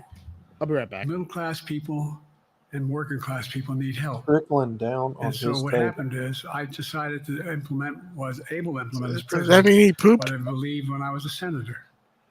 And that is that the way to build this economy is from the middle out and the bottom up. That way, we grow the economy, and the wealthy still do very well. They do fine. And guess what? Find me an economist, a mainstream economist, who said we haven't done well. What have we not done that isn't working right now? And so we got more to do, though. We got to finish the job. And by the way, I come from the corporate state of the world. Delaware has more corporations registered in Delaware than every other state in the nation combined. I'm not anti-corporate, but corporate profits have doubled since the pandemic. Doubled. No, it hasn't. It's time things get back in order a little bit. It's time, for example, if I'm reelected, we're going to make sure that rents are kept at 5% increase of corporate rents for apartments and the like, and homes are limited to 5%. We're going to make a lot of changes that I've been talking about because we're going to continue to grow this economy. And by the way, remember how I got so roundly criticized for being so pro-union, not labor, union. Well, guess what? I've been the most pro-union labor president in history. Not a joke. And guess what? I hate unions, man. We had the Treasury Department do a study. When unions do better, everybody does better. Everybody does better. And we talked about how, for example, remember when we talked about the computer chip industry back in the United States? Used to be 40% of the industry. We invented the chip. 40% of the industry was in the United States. And former presidents decided that the best way to do it is find the cheapest labor in the world, send the product over there, and import what the product was. And so what did I do? I was told not to go over to to Asia, including Europe, but Asia. And I remember going to South Korea, convincing them to invest $20 billion in the United States to build computer chip factories. And I asked why when they finally decided to do it. And the answer was because you have the safest economy in the world, and you have the best workers in the world. So the whole idea here is we've invested, there's over $50 billion in investment in computer chip manufacturing just coming in the bean. None of you thought that would happen. None of you thought that would happen. But it's happening. It's happening. And it's going to grow economies. All three. And by the way, red states and blue states, manufacturers as much in red states as blue states. I've made no distinction. So my generic point is that the idea that we can't continue to build and grow the economy, make it fairer. Like I said, from my standpoint, when the middle class does well, that's when the whole economy grows. The poor have a shot, the wealthy do well, but the wealthy got to start paying their taxes. As a follow-up, sir, you mentioned that your Vice President Kamala Harris would be ready to serve on day one. Can you elaborate on that? What is it about her attributes and her accomplishments over the last 4 years that make her ready to serve on day one if necessary? First of all, Her ability she's to handled the talk. issue of freedom of women's bodies to have control over their bodies. Secondly, her ability to handle almost any issue on the board. This was a hell of a prosecutor. She was a first-rate person, and in the Senate, she was really good. I wouldn't have picked her unless I thought she was qualified to be president. From the very beginning, I made no bones about that. She is qualified to be president. That's why I picked her. Felicia Schwartz, Financial Times. Thank you, Mr. President. Presidency is the most straining job in the world, and it's 24/7. How can you say you'll be up for that next year, in 2 years, in 4 years, given the limits you've acknowledged that you have today? The limits I've acknowledged I have?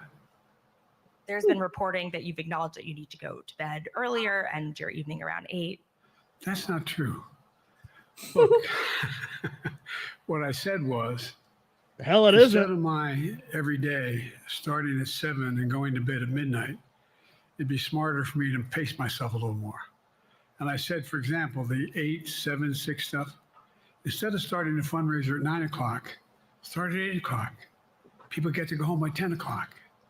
That's what I'm talking about. I'm not talking about, and if you looked at my schedule since I made that stupid mistake in the campaign, in the debate, I mean, my schedule has been full bore.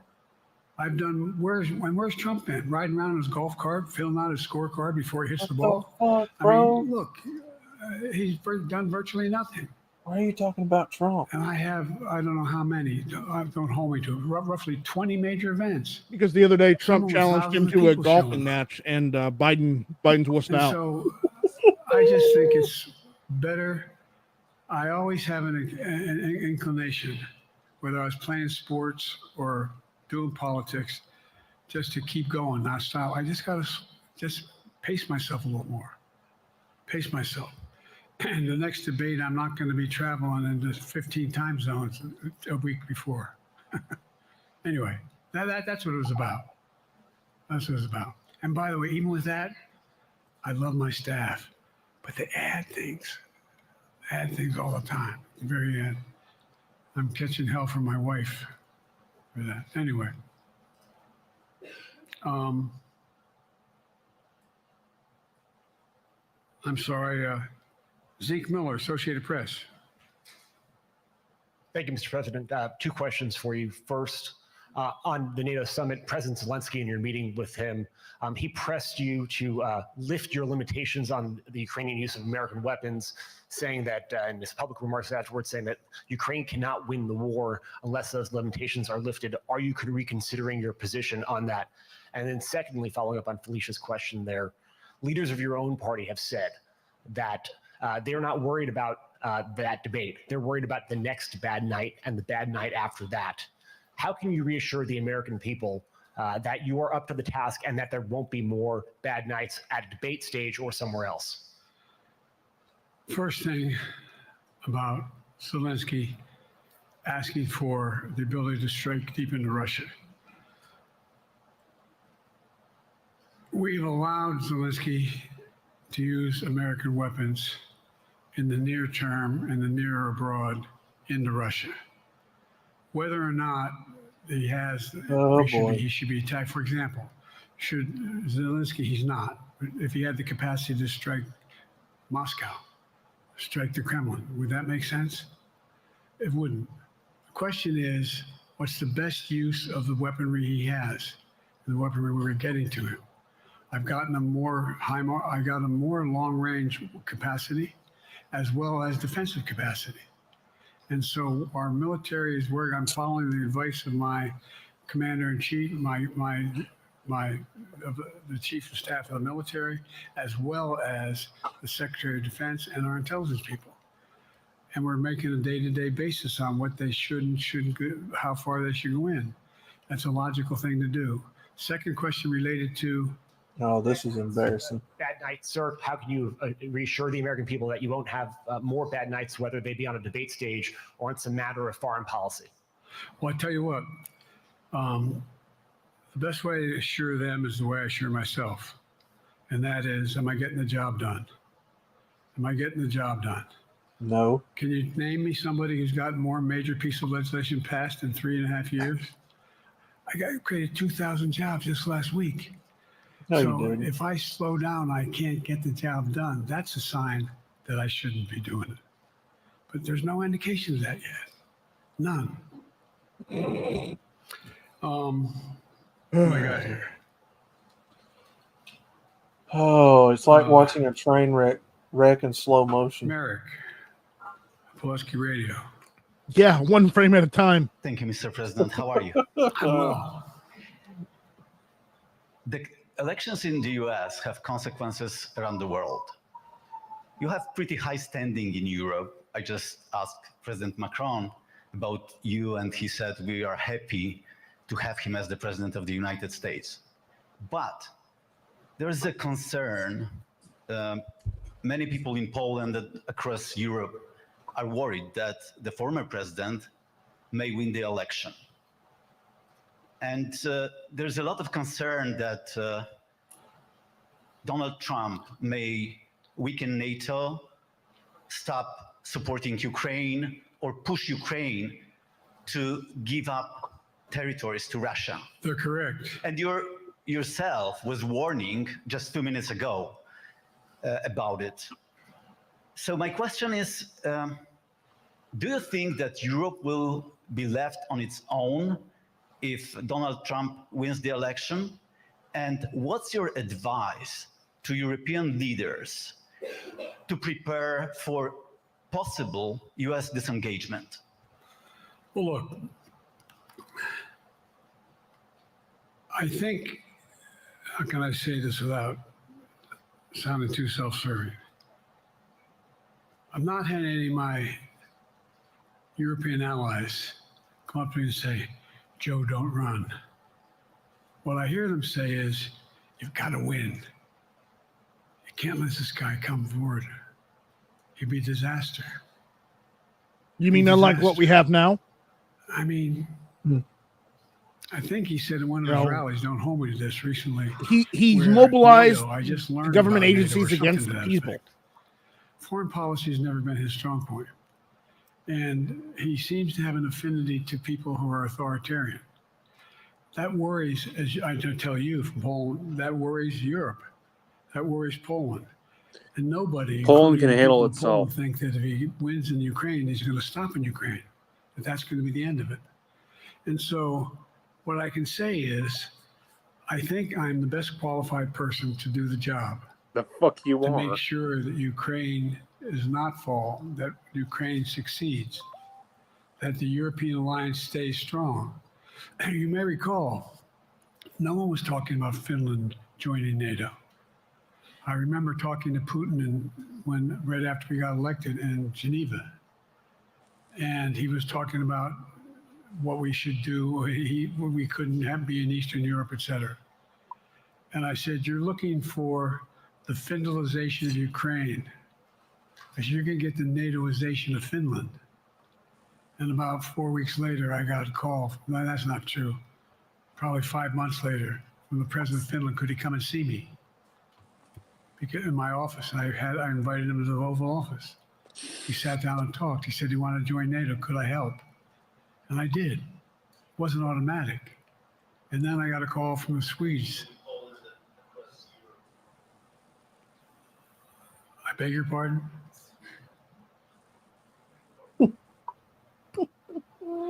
And so Vice Finland President Trump joined NATO. 800-mile border is a That's when I significant. got Twitter. They were already allies, but they weren't part of NATO. And you heard, I think you heard, maybe I can't recall whether he said it publicly or in a closed meeting, but he wouldn't mind it being repeated.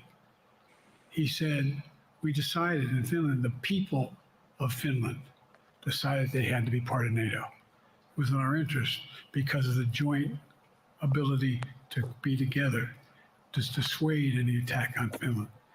And the same thing with Sweden. It took a lot of selling to some folks, particularly in Turkey and other places, to agree to the expansion. But it expanded. And we're a hell of a lot stronger because of it. We're more secure because of it. And by the way, I was able to get 50 other nations, 50, to support Ukraine. 50. We were able to bring about a coalition of Europe and Asia, Japan and South Korea. I just we talked about AUKUS, and we talked about the relationship between Australia, New Zealand, Japan, South Korea, And your United Japanese States. Prime Minister was entering like, what We're the making fuck? the world How you safer and acting stronger is definitely because questionable. we have to deal with the new arrangement that exists in the Somebody world. get the Cold War is wooden over. cane and pull Post-war this era guy is off the over. camera. What is going to replace it? And I respectfully suggest I have a pretty good idea what that should be. I've convinced a lot of people to follow it, and we're just going to get stronger. David Sanger. Where's This is a train wreck in the making. Thank you, Mr. President. Be nice, David. It's more than a fucking train wreck, nice, bro. Mr. President, the NATO declaration that was issued yesterday was very notable because it described China as a decisive enabler of the war in Ukraine for its provision of critical goods to the Russians. That's part of a broader partnership that seems to have cemented in place in the past 2 or 3 years. I think one that you were a little bit doubtful of when we asked you about it some time ago. So I'd be interested to know whether you have a strategy now of trying to interrupt the partnership between China and Russia, and whether or not in a second Fucking term China does not you give would two pursue shits that. what If you you could do, Biden. describe that strategy to us. And along the way, could you also tell us whether you think, just to follow up on Felicia's question, that if you were in a room with Vladimir Putin again, the way you were 3 years ago, or with President Xi, that a few years from now you will be able to go negotiate with them, handle them one-on-one? Well, the first part of the question is, we discussed and I raised in the NATO summit, and others raised, the future of China's involvement, what they're going to do, what they're doing with Russia in terms of accommodating, facilitating them. They're getting access to additional, they're not supplying weapons themselves, they're supplying mechanisms for them to be able to get weapons.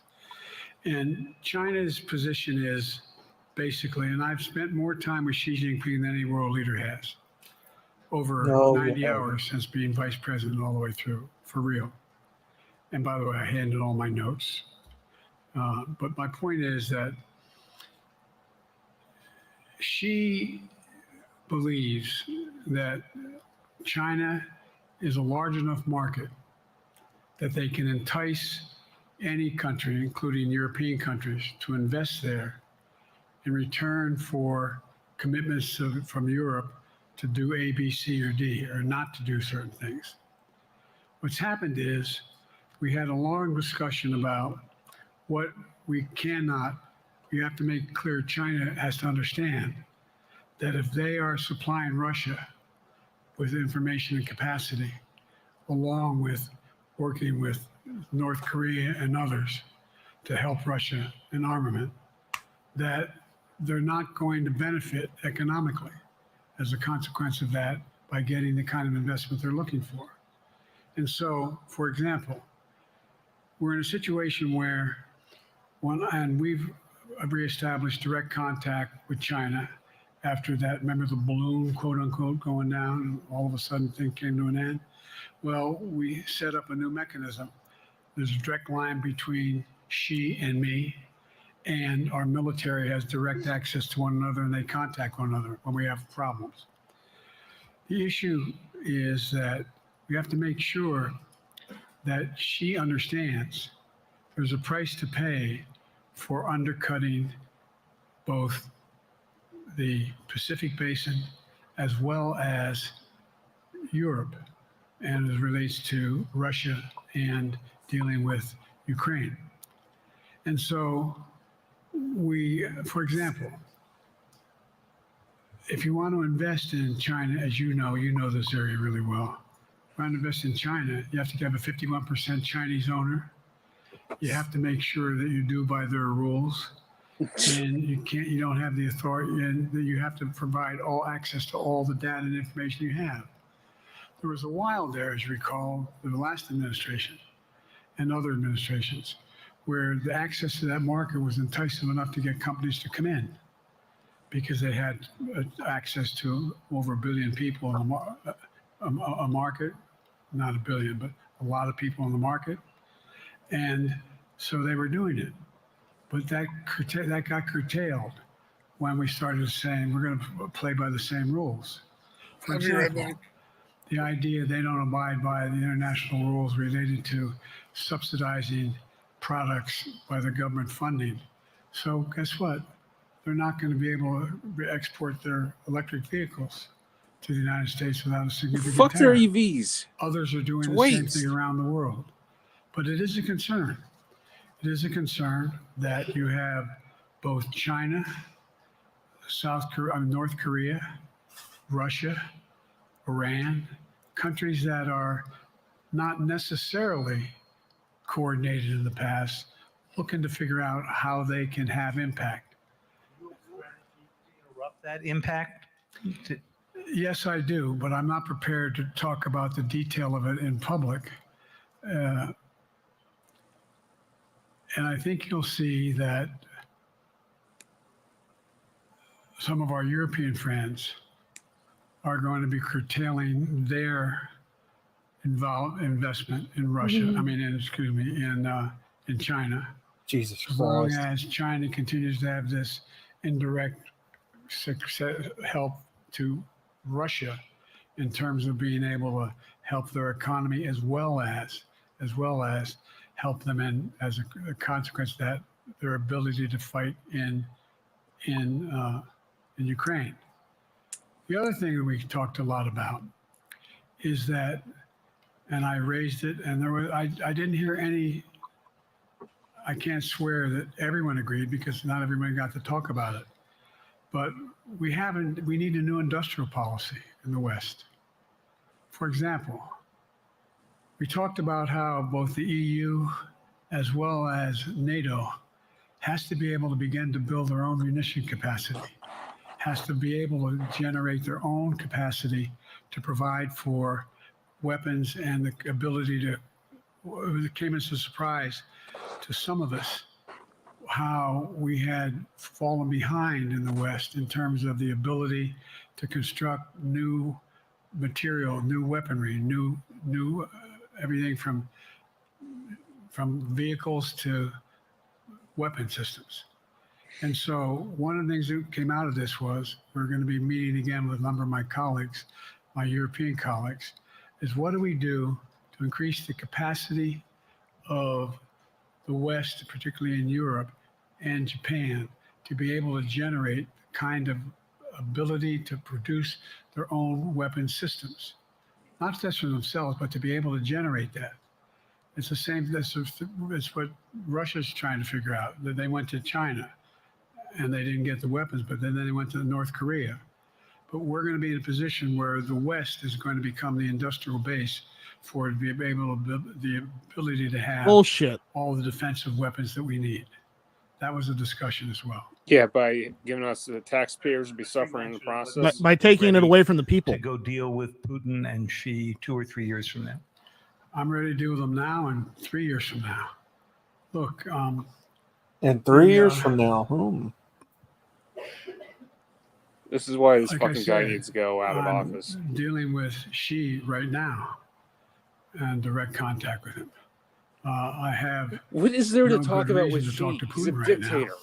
He's not a There's president. not much that he is prepared to do in terms of accommodating any change in his behavior. He's using you, fucking but guy. There isn't any world leader I'm not prepared to deal with. But I understand the generic point is Putin ready to talk? I'm not ready to talk to Putin unless Putin's ready to change his behavior. And the idea, look, Putin's got a problem. First of all, in this war that he is supposedly have won, and by the way, I think, don't hold me to the exact number, but I think Russia had 17.3% of Ukraine that they've conquered. Now it's 17.4. I mean, in terms of percentage of territory. They've not been very successful. They've caused horrible damage, loss of life, but they've also lost over 350,000 troops, military, killed or wounded. They have over 1 million people, particularly young people with technical capability, leaving Russia because they see no future there. They've got a problem. But what they do have control of is they are very good at controlling and running the public outcry that relates to how they use mechanisms to communicate with people. They lie like hell to the constituencies. They lie like hell about what's going on. And so the idea that we're going to be able to fundamentally change Russia in the near term is not likely. But one thing for certain, if we allow Russia to succeed in Ukraine, they're not stopping in Ukraine. I recommend, I know you know this because you've written about it, read Putin's speech after they moved in, what it was all about in Kyiv. It wasn't about just, anyway, read what his objective is. And anyway, but so I think that I'm prepared to talk to any leader who wants to talk, including if Putin called me and wanted to talk. Last time I talked to Putin was trying to get him to work on an arms control agreement related to nuclear weapons in space. That didn't go very far. So my point is, I'm prepared to talk to anybody, but I don't see any inclination. There is an inclination on the part of the Chinese to keep in contact with me because they're not sure where this all goes. And look what's happened in Asia. We have strengthened the Asian Pacific area more than anyone else has.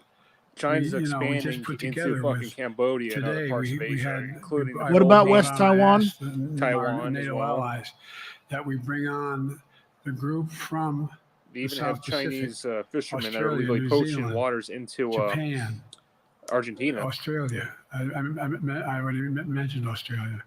And I met twice now, I think, with the 14 leaders of the Pacific Island nations. And we've slowed down what's going on there. We've slowed down No, the China's fuck reach. you haven't, But there's a lot of dude. work to do. This is a moving target, and I don't take it lightly. You don't Assam taking shit from lightly. NPR. Thank you, Mr. President. Asma Khalid with NPR. I have two questions. Earlier, you spoke about the ceasefire plan between Israel and Hamas. We're now looking at 10 months of war, and I'm curious if there's anything that you feel personally you wish you would have done differently over the course of the war. And then secondly, if I may, I wanted to ask you about your presidential campaign. I remember covering your campaign in 2020, and there was a moment where you referred to yourself as a, quote, bridge candidacy, a transition to a younger generation of leaders. I want to understand what changed. Two things. Let's go back Fuck to Hamas and fuck when Palestine. we talked about would I have changed anything that's happening with Israel and the Palestinians and the Palestinian movement. The answer is, as you recall, from the very beginning, I went to Israel, but I also got immediate contact with Sisi in Egypt. I met with the King of Jordan. I met with most of the Arab leaders to try to get a consensus going as to what had to be done to deal with getting more aid and food and medicine into the Gaza Strip. And we pushed it really hard. And Israel occasionally was less than cooperative, number one. The Israeli War Cabinet, I've been dealing with Israel since Golda Meir. I've saw some of the reporters around here covering all the time have heard me say this. The first time I met with Golda Meir, I sat across from her at her desk, and her assistant was Rabin sitting next to me. That's how far back I go. I know Israel well, and I support Israel. But this war cabinet is one of the most conservative war cabinets in the history of Israel. Is there a problem with that? And there's no ultimate answer other than a two-state solution here. And so what was able to be done in terms of the plan I put together was it would be a process for a two-state solution. And we get the Arab nations to, particularly from Egypt all the way to Saudi Arabia, You do that, to be in and a it's a position death where sentence they for would Israel. cooperate Fuck you, in Joe. the transition so that they could keep the peace in Gaza without Israeli forces staying in Gaza. The question has been from the beginning, what's the day after in Gaza?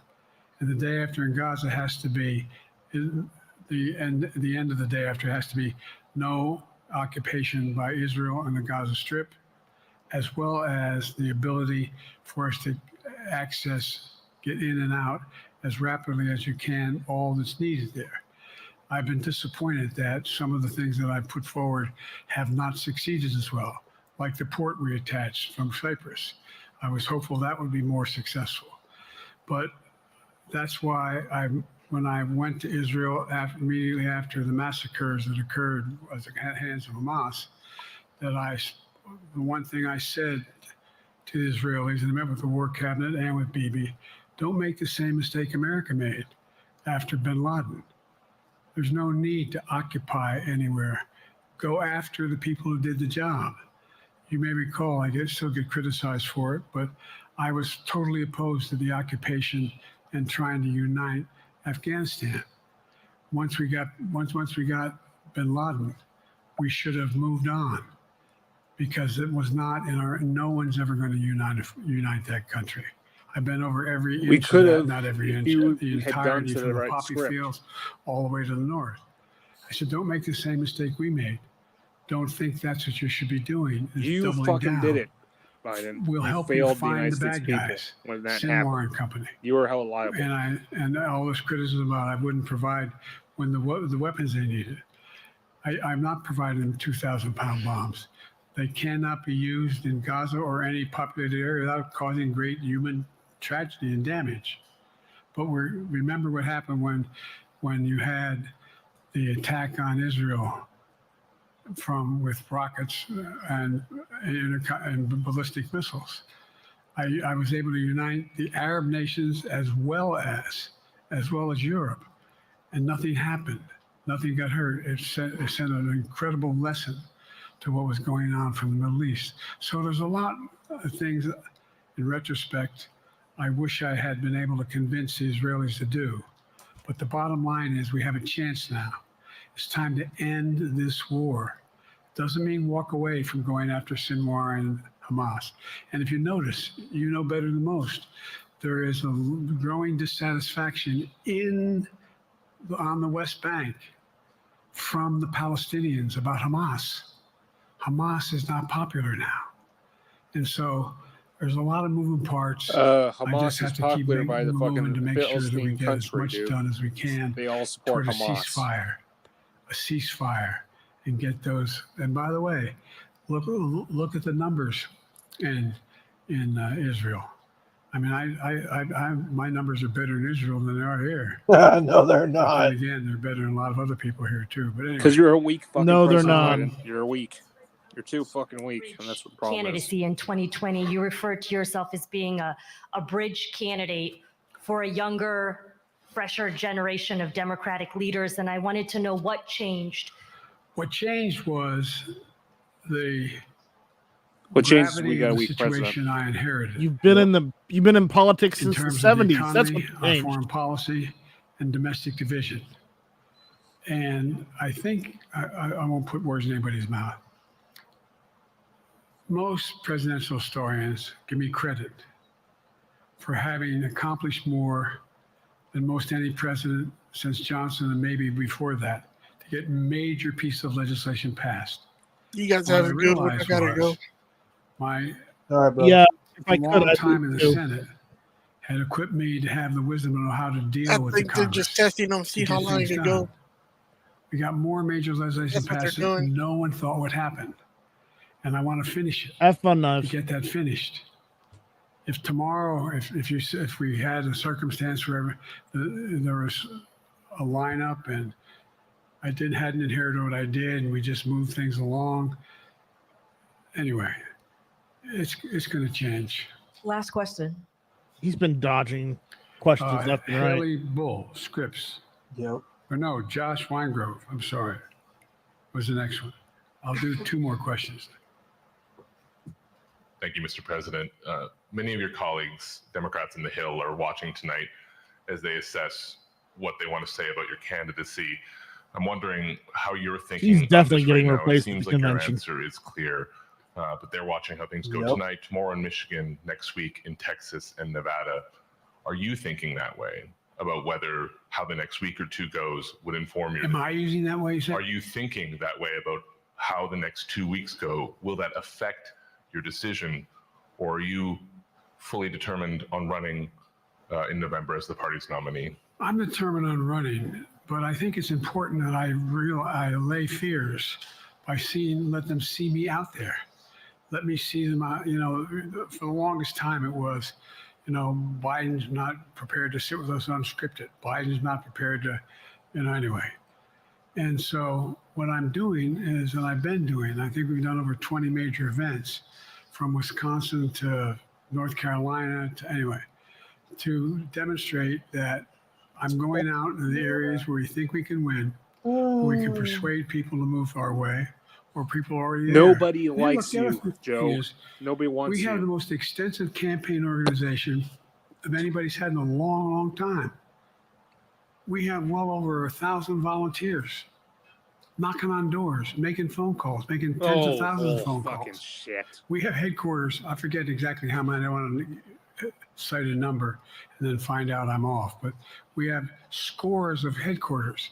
You're off, all right. The toss-up states. You're off your rocker. Organized, we're moving, and that's awful hard to replace in the near term. And so, and here's the other thing. I was in the Senate a long time. Very proud of what I've done in the Senate. I was chairman of the Foreign Relations Committee for a long time, and I was chairman or ranking member and chairman of the Judiciary Committee. I'm going to be going down to the Johnson Library. Anyway, I'm going to be going around making the case of the things that I think we have to finish and how we can't afford to lose what we've done or backslide on civil rights, civil liberties, women's rights. There's that little button we have. Control guns, not girls. And the idea what? We're sitting around, this is where Kamala's so good as well. We're sitting around, more children are killed by a bullet than any other cause of death. Oh, bullshit. Bullshit. Cartels. What the hell are we doing? What are we doing? We got a candidate saying, promise the NRA, don't worry, I'm not going to do anything. I'm not going to do anything. We got a Supreme Court that is what you might call the most conservative court in American history. And was there a fucking... Yeah, It's no. ridiculous. There's so much we can do still. And I'm determined to get It's it a done. fucking fantasy, dickhead. It's about freedom. And by the way, I'll end this. You haven't I'm solved not the going to root do that. cause of all Haley the fucking has violence, to come up dickhead. too. But And legislative laws isn't going to solve it. I remember I made a speech on democracy in Philadelphia at Independence Hall. Constitutional Republic, And I'm Joe. not being critical, just observing. We're not a democracy. The bulk of the press, what the hell is he talking about that for? Democracy. You did. Democracy is not an issue. Democracy Actually, is it not an is. issue. You can vote away your freedom. Except the polling data showed 60% of the people knew I was right, thought The I was very right. freedom that we use are actually using I'm not against us. asking you a question. You don't have to answer, obviously. But do you think our democracy is under siege based on this court? Do you think democracy is under siege With you at based the on wheel, Project yes, it is. 2025? It is Do you under think he threat, means what he says and when it's he under says he's siege. going to do away with the civil service, eliminate the Department of Education? Yeah, Make sure- eliminate I mean, it. It's fucking there's- shit. We've never been here before. And that's the other reason why I didn't, you say, The hand Department of off to another Education has generation. provided the rancid shit I've right got to now. finish this job. I've got to finish this job because there's so much at stake. What job, Joe? Destroying the country? You've had some discussions over the past few days with your press secretary about the question of health exams. And you said you take a cognitive test every day in this job. You know he's going to Are refuse you to open to take that. taking another I know physical he's gonna or test renege on it. before the election? Governor Whitmer of Michigan, for instance, said it wouldn't hurt Fucking to take witch. a test. Well, look, two things. One, I've taken 3 significant and intense neurological exams by a neurologist. When? In each case, as recently as February. And they say I'm in good shape. Okay? Although I do have a little problem with my left foot because it's not as sensitive because I broke my foot and didn't wear the boot. But I'm good. No, you're I'm not. tested every single day about my neurological capacity to do decisions I make every day. I talk to my staff. All of you talk to my staff. Sometimes my staff talks a lot.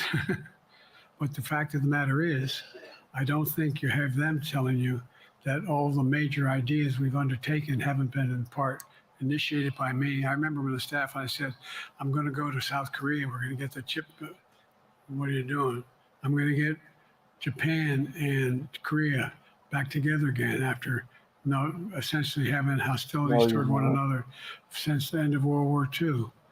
I'm going to move and see that we can expand it. You know, the only thing age does is help you with it. Creates a little bit of wisdom if you pay attention. And so the point I'm making is, I think it's important that if the neurologist tells me he thinks I need another exam, and by the way, I've laid every bit of the record out. Hadn't a thing. Yeah, see, You ought to right ask there. Trump for That's his, your problem okay? right there. Mentality right there. I laid it all out. Joe, It's not hard to pass your screening test when the people that are doing it literally are bought and paid for by your Granted, they don't people, think it's a problem. They think I scared to should lose have a their jobs, neurological speaking exam out again. against you. I mean, I'll that's do not a it. flex. No one's No, suggesting it's that to not. me now. And I'll ask you another question. No matter what I did, no one's going to be satisfied. Yeah, he's in good shape Did you for a have 7 half-dead knocks? guy. Did you have 2? Who'd you have? Did you do this? How many times did So I am not opposed. If my doctors tell me I should have another neurological exam, I'll do it. But that's where I am. We don't believe that, Joe. Haley Bull, Scripps. Joe, you have to get off, dude. You're Thank you, done. Mr. President. You said you're making decisions on a day-to-day basis when it comes to support for Ukraine. Does that mean you have not closed the door on further considering lifting restrictions for U.S.-made weapons inside Russia? And if I may, your convention is coming up where your delegates are pledged to make you the official nominee. If they have second thoughts, are they free to vote their conscience? Obviously, they're free to do whatever they want, but I get overwhelming support. You're not getting overwhelming support. I won. I forget how many votes I won in the primary. They're overwhelming. And so tomorrow, if all of a sudden I show up at the convention, everybody says we want somebody else, that's the democratic process. It's not going to happen. Even if that means It's not going to happen. The will of the Sure. people tell you to Look. step down. You're not going to listen. I'll end this with this. I served in the Senate a long time. What is he talking about? He's a fucking I senile old understand man. He needs the to get impetus removed. of candidates running for local office and whether they think the topic they can help them or not. In my state of Delaware, which Shithole was state a that you live. very, at least a purple, it was a red state when I started, in terms of where you now talk red and blue. Yeah, you ruined it. I don't recall Didn't most of Warren's the ruin it. Democratic He literally presidents made it winning my shit. state when I was a candidate. The truth of the matter is, I understand the self-interest of every candidate.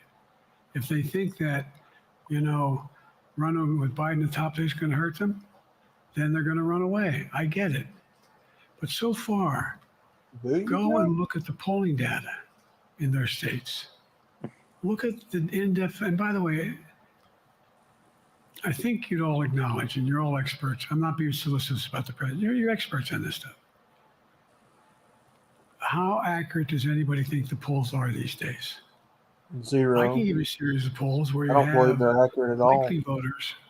I don't believe versus he's Trump accurate by at all minimum. because he's fucking senile. The unlikely voters who vote, he wins sometimes. So bottom line is all the polling data right now, which I think is premature because the campaign really hasn't even started. I mean, it hadn't started in earnest yet. Most of the time, it doesn't start till after September, after Labor Day. So a lot can happen. But I think I'm the best I believe I'm the best Yeah, qualified keep to telling govern. yourself that, you motherfucker. And I think I'm the best qualified to win.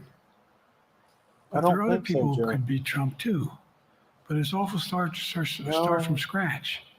And No, we I talk don't think about so, Joe. money raised. We're not doing bad. We got about $220 million in the bank. We're doing well. So with that, do you have any want to follow up on any of that you just asked me? Yes. You earlier explained confidence in your vice president. Yes. If your team came back and showed you data that she would fare better against former President Donald Trump, Oh, would you bullshit, reconsider she your would. decision to stay in the race? She's a fucking No, drunk. unless they came back and said, there's no way you can win. Me. Kamala is the most dislikable person to be put in office. No poll says that. Okay. Did he just say she doesn't have a chance against Trump?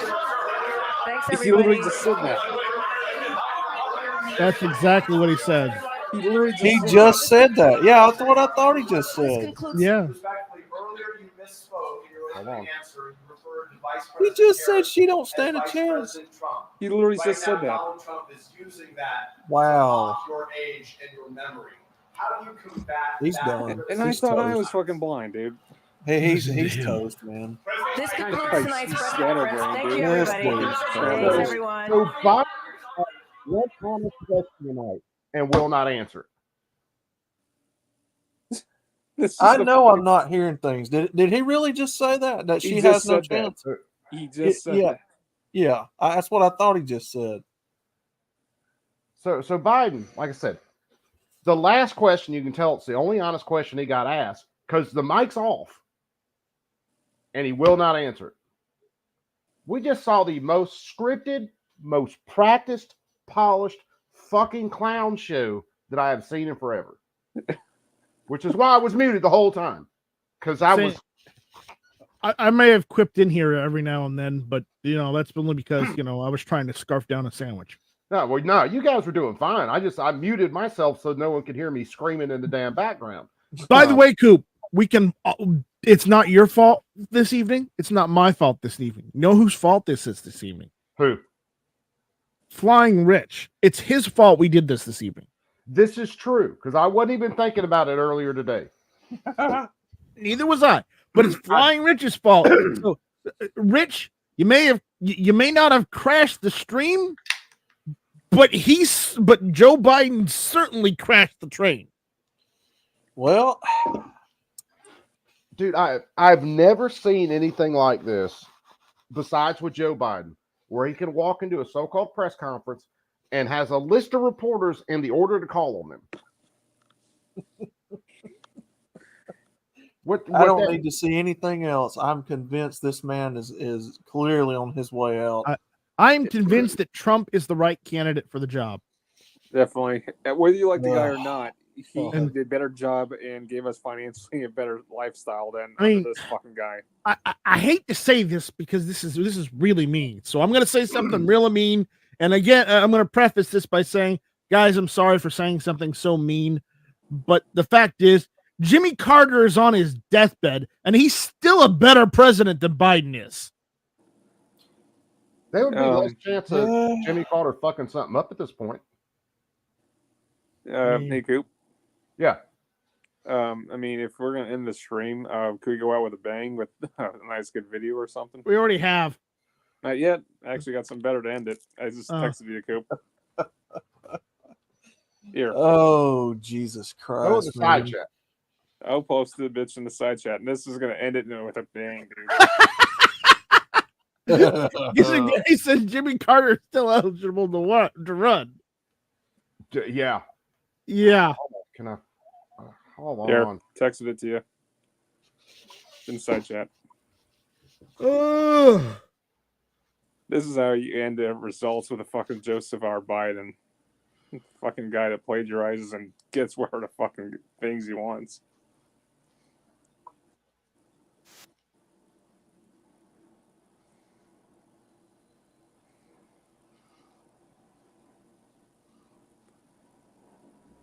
Hold on, because I'm gonna have to do this kind of a wild way so I can pull it. No, something I don't like about the side chat on here. If you post a link in it, I'm not a fan of that bad history guy. Why? What's wrong with him? Well, I mean, he does a good job on Biden and Trump. I mean, come on, man. I didn't like the Putin thing. That I'll agree with you on, right? I wasn't happy about that one. I mean, it wasn't his fault the Ukraine conflict kicked off getting worse over there. Right after you post that, yeah. Yeah. That was like a year before that even happened. I have never seen a president literally, well, I don't call him president, literally hang himself in front of people. Willingly. You can't make this shit up. Well, you know, it has been the last couple of years that, fact has been stranger than fiction because the things we thought would never happen have happened. And it just seems to go downhill from there. It's pissing off a lot of fucking people, I'll tell you that much, Night Strike. Oh, shit. Yeah. I'm just wondering if it's enough. I think it's fifth. It's definitely flipped a lot of people, especially on the Democratic side. I think it's flipped a lot, but there are a lot of Democrats that look at this fool and they still think I'm still voting for him. I hate Trump so much. Well, I'm still going to vote for Biden. Well, Nikki Haley came out the other day and asked her delegates to go and vote for Trump. So Yeah, because everybody listens to Nikki Haley. Yeah, right. She couldn't even win her own damn state. Yeah. What's I've been telling you though, Coop? We're living under a mafia democracy, just like what fucking Michael Francis been saying. Is the mafia democracy a democracy? I can't remember how he pronounces it. But yeah, that's about it. Mafia democracy. It's this is full on. The Democrats have controls. What it is. I mean, let's face it. If come on, everybody knows Joe Biden has been broken down for a very long time. If Kamala Harris had a chance in hell of doing anything, Biden would have stepped down already and Kamala would have stepped in, which I expected that to happen within weeks of Biden being in the White House. Well, they're not gonna do that because she'd get impeached within 2 weeks. Oh yeah, it wouldn't take long. She is so unlikable. She is that unlikable. And she is that much of a moron that they have kept Biden on a dopamine drip, an amphetamine drip, and everything else they've had to do to keep his ass walking half-assed upright to where they can get it to this point. But again, I still think he hits the DNC and he goes, I'm stepping down, things have affected me, stress, family issues, my son Hunter, and then pardons Hunter, takes Kamala with him, and then they move in someone like Newsom and Whitmer. Look at the biggest defendants of Joe Biden right now. Newsom and Whitmer are out there every day talking about how great Biden is. Yeah. Yeah, well, Newsom's got his own problems because, that 11% gun tax in California, people are pissed off at that. Why do you think there's lawsuits up the ass about that? With the amount of states right now that have increased mail-in ballots, that have increased drop boxes, that have pretty much made it legal to ballot harvest, they're not worried about that. Because there are a hell of a lot of people out in all these other states that they can sell that lie to. That, oh, Gavin Newsom, yeah, he's the good dude. Oh, he's stepping in for Joe Biden. He didn't want to step in for Joe Biden, but Joe Biden was so bad. Well, Newsom, we had to call on Newsom to get him up here because he was the only fair replacement for Joe Biden because he was such a big Biden supporter. No, he's just Pelosi's nephew. That's why that's his claim to fame. It is 100%. That is his claim to fame. Let's see if this will play smooth because God knows my connection's been stupid.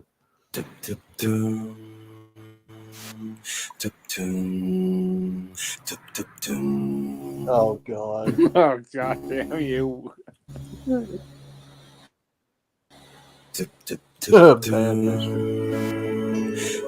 I'm already thinking about slitting my own wrist. Core Corvette, man. Such an American classic, doesn't deserve to be shit in. You know this road. You've been here before. Your legacy follows you. The right thing, Joe. Yes, I must. I've always thought about the right thing. Even as the right thing to say. We must restore the lead. First of all, if anybody out there actually thought Joe Biden had this legacy, was this such a good dude, he's always been a racist, womanizing piece of shit his entire life. Yep. I mean, that is documented, proven fact. Even down to the point that his wife that he's been with for so long was actually married and the babysitter when they got together. We do, and it's already late.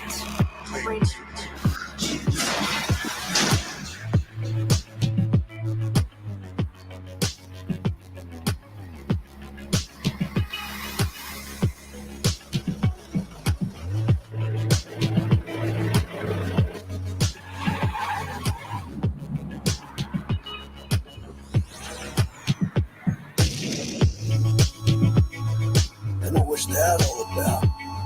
The past. But people don't care that much now. They're too used to just repeating what others have said. The desegregation, the hearings, they are all behind you now. Take the next exit on the right. On the right. Without Jimmy, another terrible kid. Listen, why do you help me? You have a warmth. People are pleased to see you. They even like your stutter. No, they don't. Nobody likes you. No. No. I'm still wondering, and it's still just, I don't know. It still confuses me. Maybe it's because the Democrat bench just sucked that bad that they had to go with Biden in the first place. Pretty much.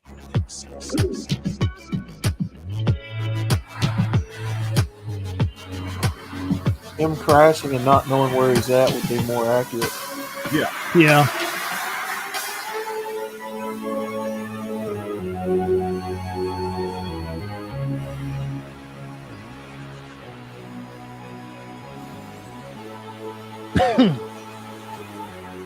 Well, that's very symbolic. This is what we're dealing with internally in our country right now. That's what we're dealing with right now. Yeah, that's kind of the state of the fucking world right now. Looks like he's driving through a BLM rally. He probably is. That's probably like no. He's driving through Seattle because it's a peaceful protest. Really, that's why there's fire in the background. Fiery and mostly peaceful. A mostly peaceful protest. What is our nation's rule about burning the American flag on a video? You're not supposed to burn the American flag, period. Yeah, You're that's not what I supposed thought. But here's You're only supposed to burn the American flag if it falls on the ground. Yeah, properly disposal. I'll say this because I'm absolutist on a lot of things, same with free speech as I am the Second Amendment. I don't give a shit if someone burns the American flag. I don't. Mm-hmm. That person has just showed me they're a piece of shit, and I don't have to deal with them. I don't have to trust them. I don't have to have any dealings with them. I need to avoid that person at all costs. But do I care if they burn the flag? Should they go to jail for it? No.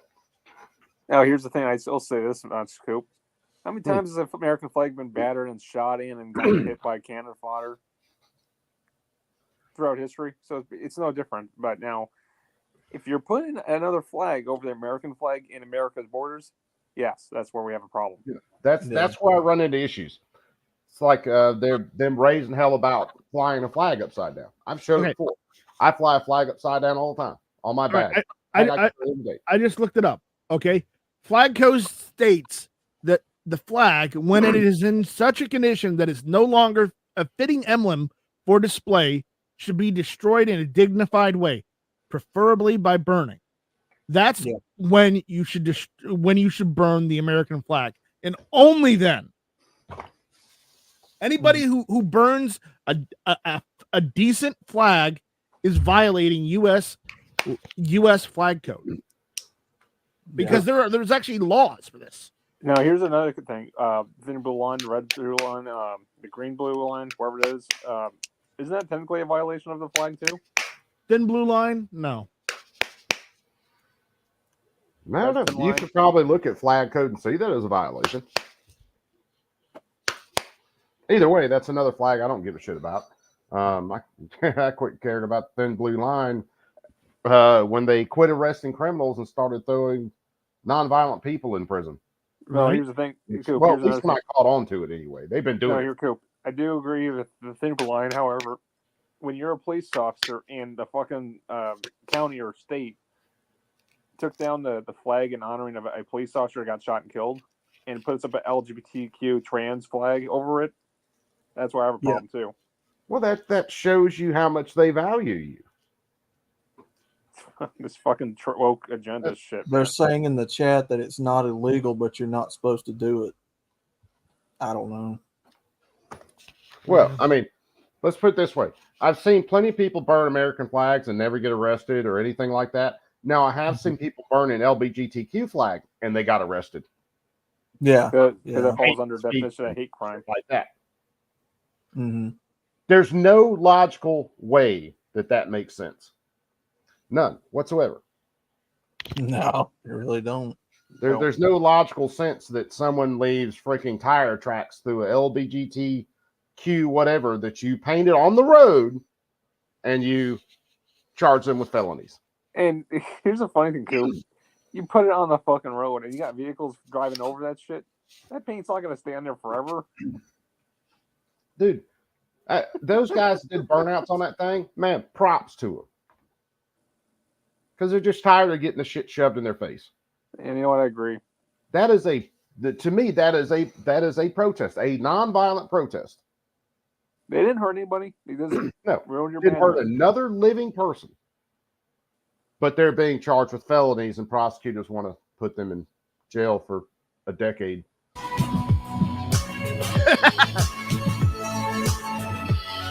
Coop's getting ready to pop open another Bud Light.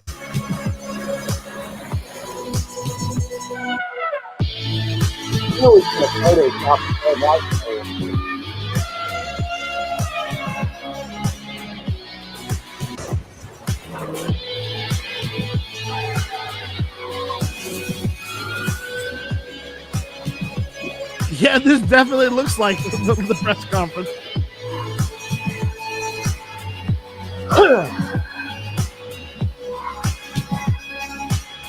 Voice, who are you?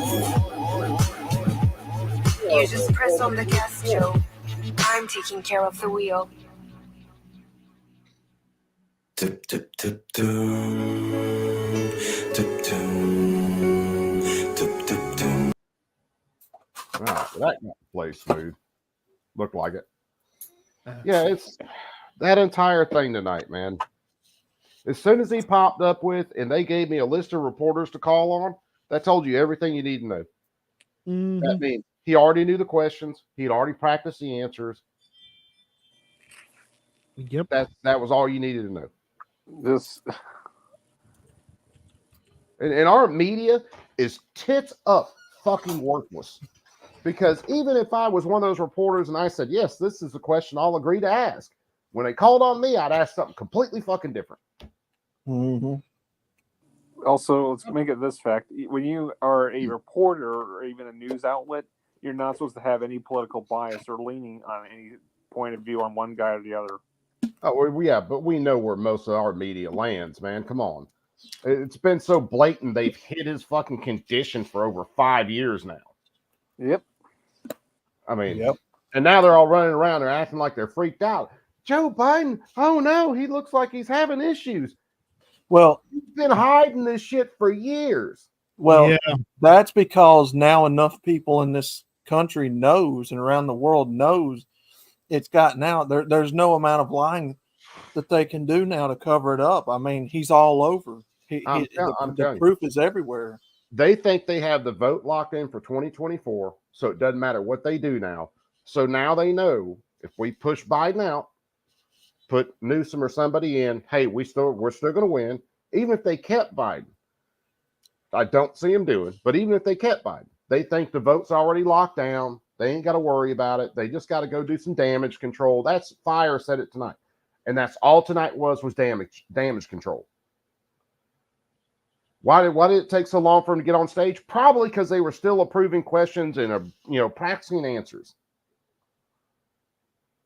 But again, that's why I say these reporters. There were a couple times I'd have to go back and find them. A couple times where someone went to ask a follow-up question and their mic wasn't on. Well, it was an unapproved follow-up question.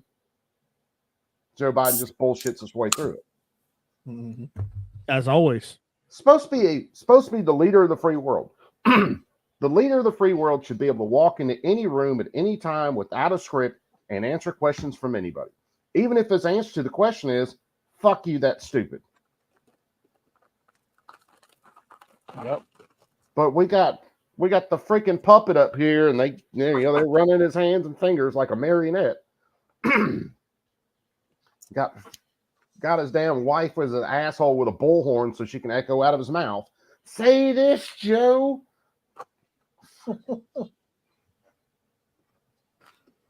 This thing next. Is Mexico going to let the Palestinians in yet? I don't know. Like I said, it's gotten to the point to where it's so obvious. It's not about what they can get away with anymore. It's about how we're going to hold them accountable. When it comes to this next election, I think, again, I'll say it. I think they already have it in the bag. You have key states that have already submitted more drop boxes, more mail-in ballots, basically ballot harvesting. They think they've got it locked down. Mm-hmm. So this is damage control for the normies right now. It is. It really is. This is damage control for the normies who will watch the news tomorrow on a 5-second or 30-second hit and be like, "Well, Joe Biden answered all the questions last night. See, he's fine." Mm-hmm.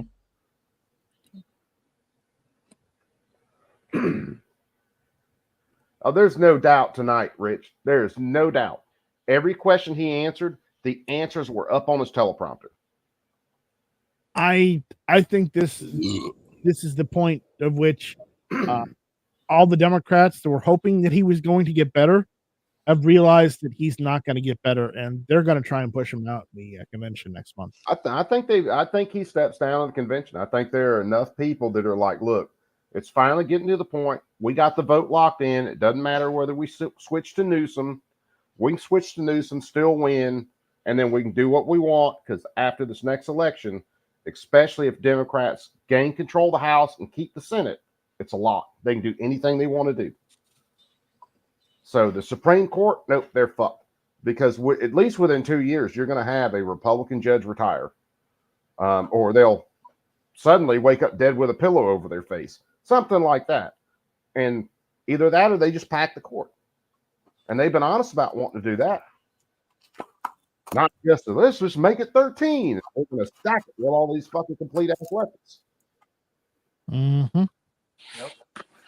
I'm telling you, though, things are going to turn out properly as long as we get Trump in office, hopefully. Dude, if Trump's and me and Red Dawn were talking about it when the time I was on his show. If Trump gets in office, at best, he buys us a couple years.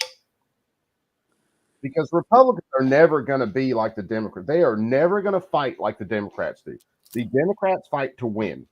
Whether it's next year, the year after, 2 years from now, Democrats fight to win. Republicans are what's in front of them right now. Oh, we got to go after this. And they can't see 2 years down the road. Well, and also, Coop, we've chatted with this with Todd, and I have to agree with him. The Democrats are fucking weak. They don't have the balls and gumption just to take on the Democrats, sadly.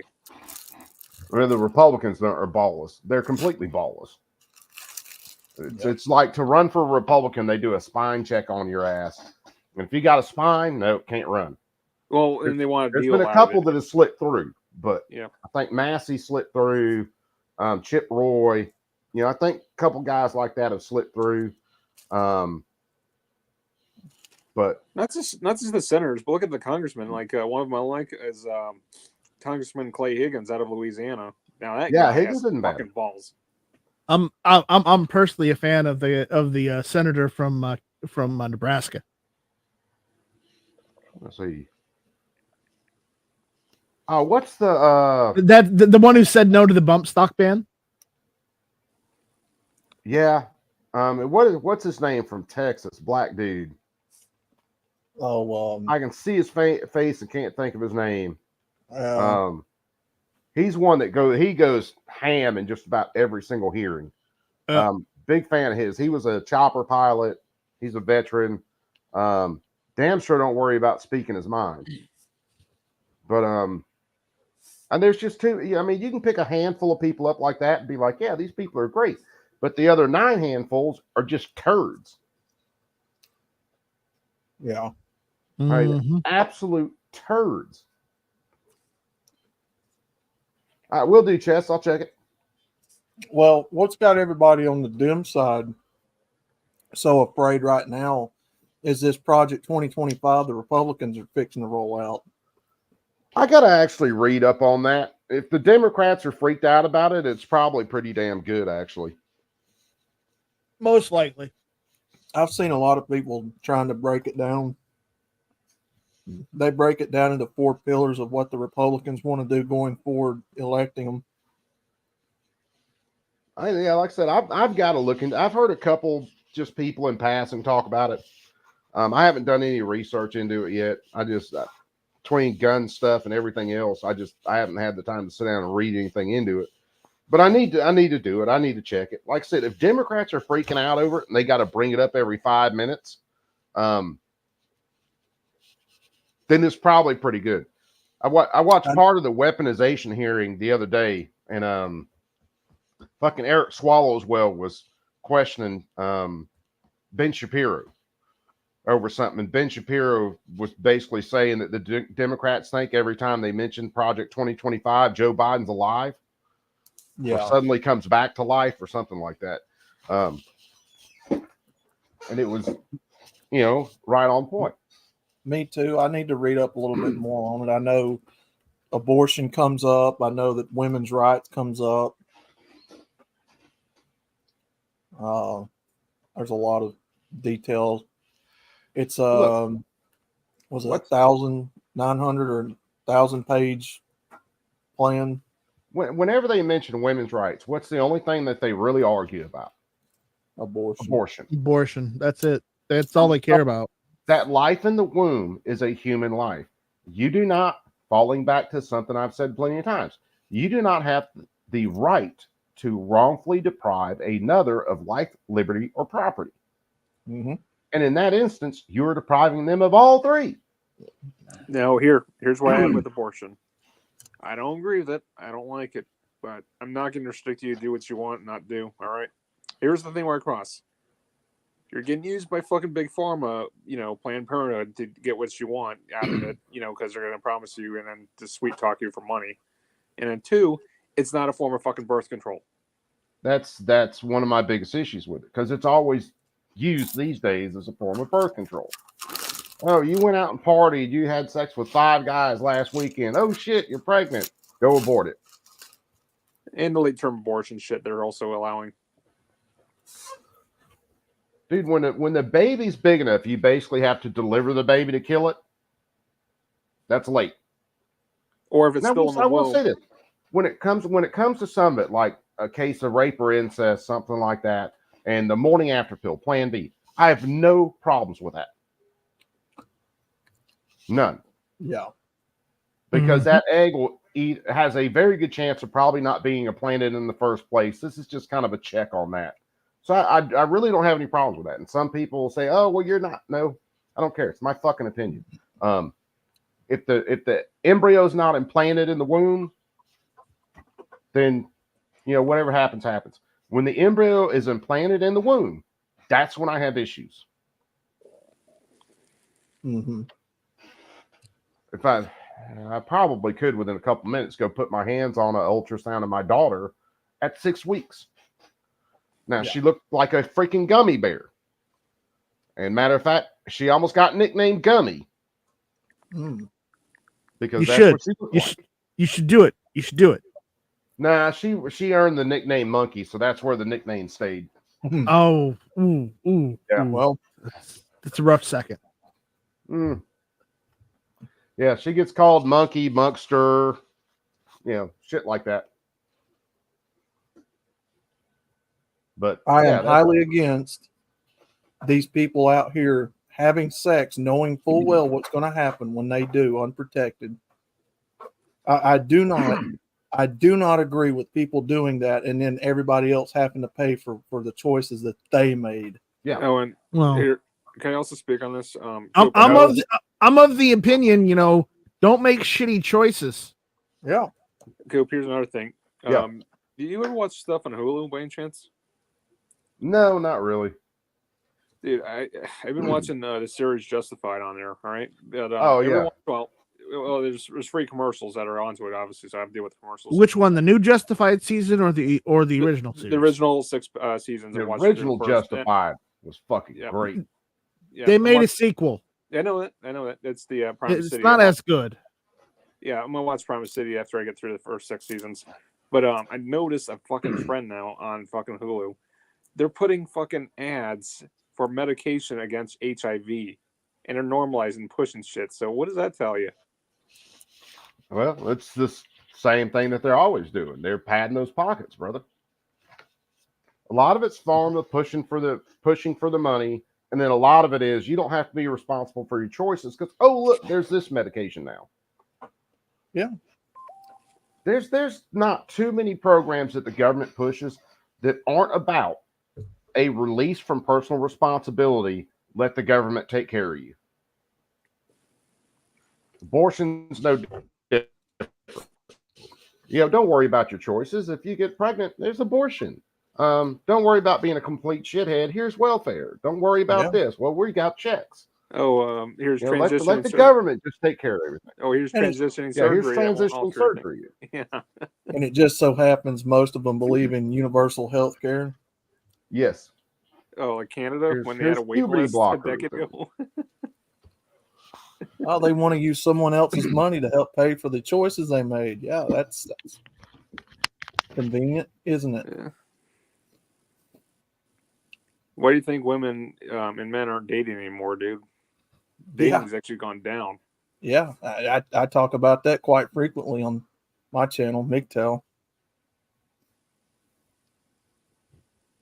Yeah, men are not taking a chance anymore. It's not worth it. The juice ain't worth the squeeze. Well, because everybody will side with woman over the man. That's the main thing. Yeah. I could go into detail about, there's all kinds of safeguards in place for women over men in domestic disputes, in the courts. It's all there. Let's see, what is it? Title 4A, 4D? Title 42, one of those, yeah. Yeah, then you have the Duluth model, which means in a domestic dispute, they're always going to go after the man for the most part because they're protecting women from men. Yeah, I'd really and truly like to see a graph that the more the government interference or the more the government programs affect people's lives, how bad people's lives get at the same time. Okay, I told you about this. They never solve the root cause of multiple things, and they always go after a fucking metal inanimate object. Yeah, we've talked about that plenty of times. Mm-hmm. Why go after the root issue and actually solve a problem? Like they were blaming alcohol, like prohibition. They think, oh, well, alcohol is creating crime. No, motherfucker, you're not going after the fucking people. Dude, the only people government really went after in prohibition, now they went after some mobsters and stuff, but they also ensured that if people made alcohol from certain products, it would blind them or kill them because they poisoned the precursors to make the alcohol. Our government did that, knowing full well they were going to kill people when they did it. All right. But they were just like, nah, screw it, man. They're making alcohol. We don't give a shit if they die. I mean, what else? Do you know anything about RICO? The RICO laws? I know a little. Not as probably as much as I should know, but I know a little. Well, let's put it this way: if you're a criminal, right, a mobster, right, you are doing RICO I'm jumping charges. out. Later, everyone. All right, Knight. Take it easy, brother. Night. You are Knight. Huh. I mean, I got the video of Michael Francis if you want me to just play that instead of me explaining it.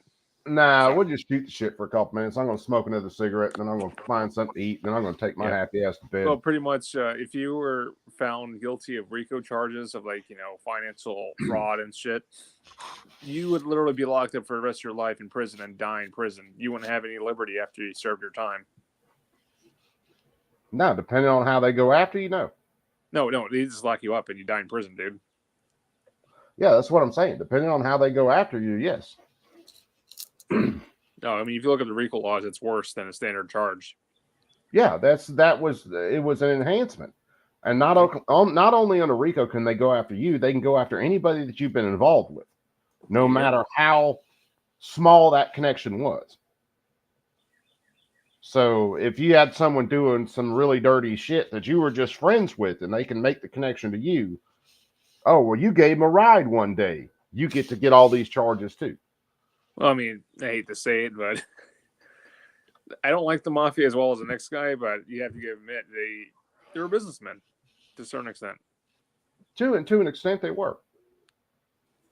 But it kind of comes back down to the same thing. I don't give a shit what you do as long as you don't wrongfully deprive other people of life, liberty, or property. When you start breaking those 3 rules, I got issues with you. If you're just doing shit that the government doesn't like, I don't have any issues with that. Just don't wrongfully deprive other people of life, liberty, or property. Someone told me, oh, I got a machine gun at the house. Shoot anybody with it? Nope. Okay. Yeah. I got no problems with that. Yep. Absolutely. Speaking of that, there's a dude that makes me, I got to get in touch with him. I got to see about having him on the show. Some guys will know who he is. He was on Dark Show, as a matter of fact, and ended up getting popped for illegal machine guns. Now, this dude built a lot of guns, but he never hurt another living soul with them. He wasn't selling them to gangsters. And yeah, ATF come down hard on him. Now, here's a question: who signed the NFA in GCA? That was it Clinton? No, the NFA was in 34. Oh shit, who was in 34?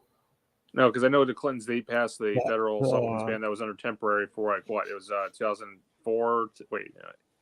1994, 2004, wasn't it?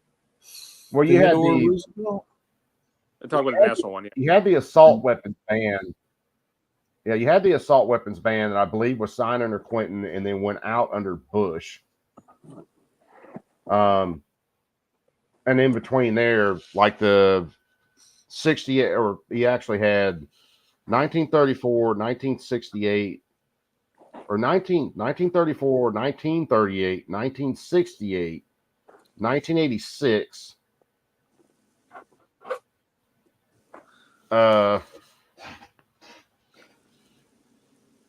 Oh man, it's so hard to keep track of these things sometimes if I'm on another subject, but there's just, and the damn thing about it is Republicans have done a lot of this shit.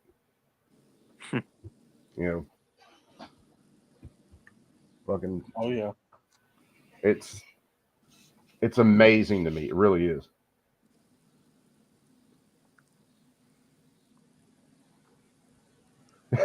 Keep a PB and J in your desk drawer. No, I'd like to look up the statute of the NFA if you don't mind me someday, Coop.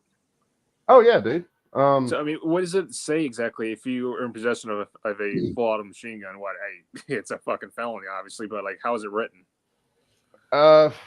Basically, well, and of course, it's not just machine guns. It covers short barrel rifles, short barrel shotguns, machine guns, suppressors, destructive devices came in, but it was basically that if you were in possession of an item like that and you didn't have a tax stamp on you, you were automatically guilty of a felony. It's basically how the original 34 reads. Was this 1934? So that might have been right after Prohibition, right? Correct. Mm-hmm. So that was right after. That was going on in the Second World War. Yeah. Well, it started before. Before, actually, 1934. So yeah, that was right before World War II kicked off. And there's a lot of shit going on then, but yeah. But see, and then that ran.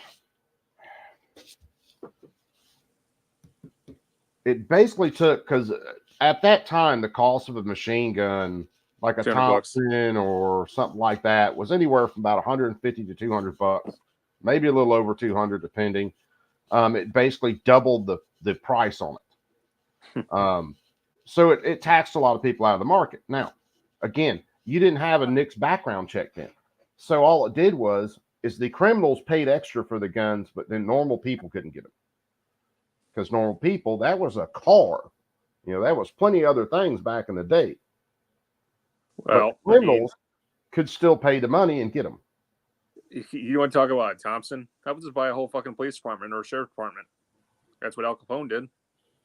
Oh, constantly. So I said it was when I started doing the original research into the 34 NFA a couple years ago and really started to look into it. And realize when they were trying to pass the 34 NFA, they were worried more about going after handguns than they were anything else. They wanted handguns, regular pistols, treated just like machine guns would have been treated. Then they went through a couple different parts of the process and the debates, and then it went to short-barreled rifles, short-barreled shotguns. They threw just a whatever length in there and was like, fuck it, it'll be 18 inches. And the reason that short-barreled shotguns and short-barreled rifles have a different barrel length, it's 18 for shotguns and 16 for rifles, is because the government figured out, I think it was so M1s or 30 carbines. Either way, one of the two, they got a bunch of them and they were, government surplus, and they sold them back to the public. And then someone caught on to the fact that, wait a second, those have 16-inch barrels. So you just made anybody who bought one of those a felon. So then they did a revision of the NFA and said, no, rifle barrels can actually be 16 inches instead of 18 inches, just like shotguns.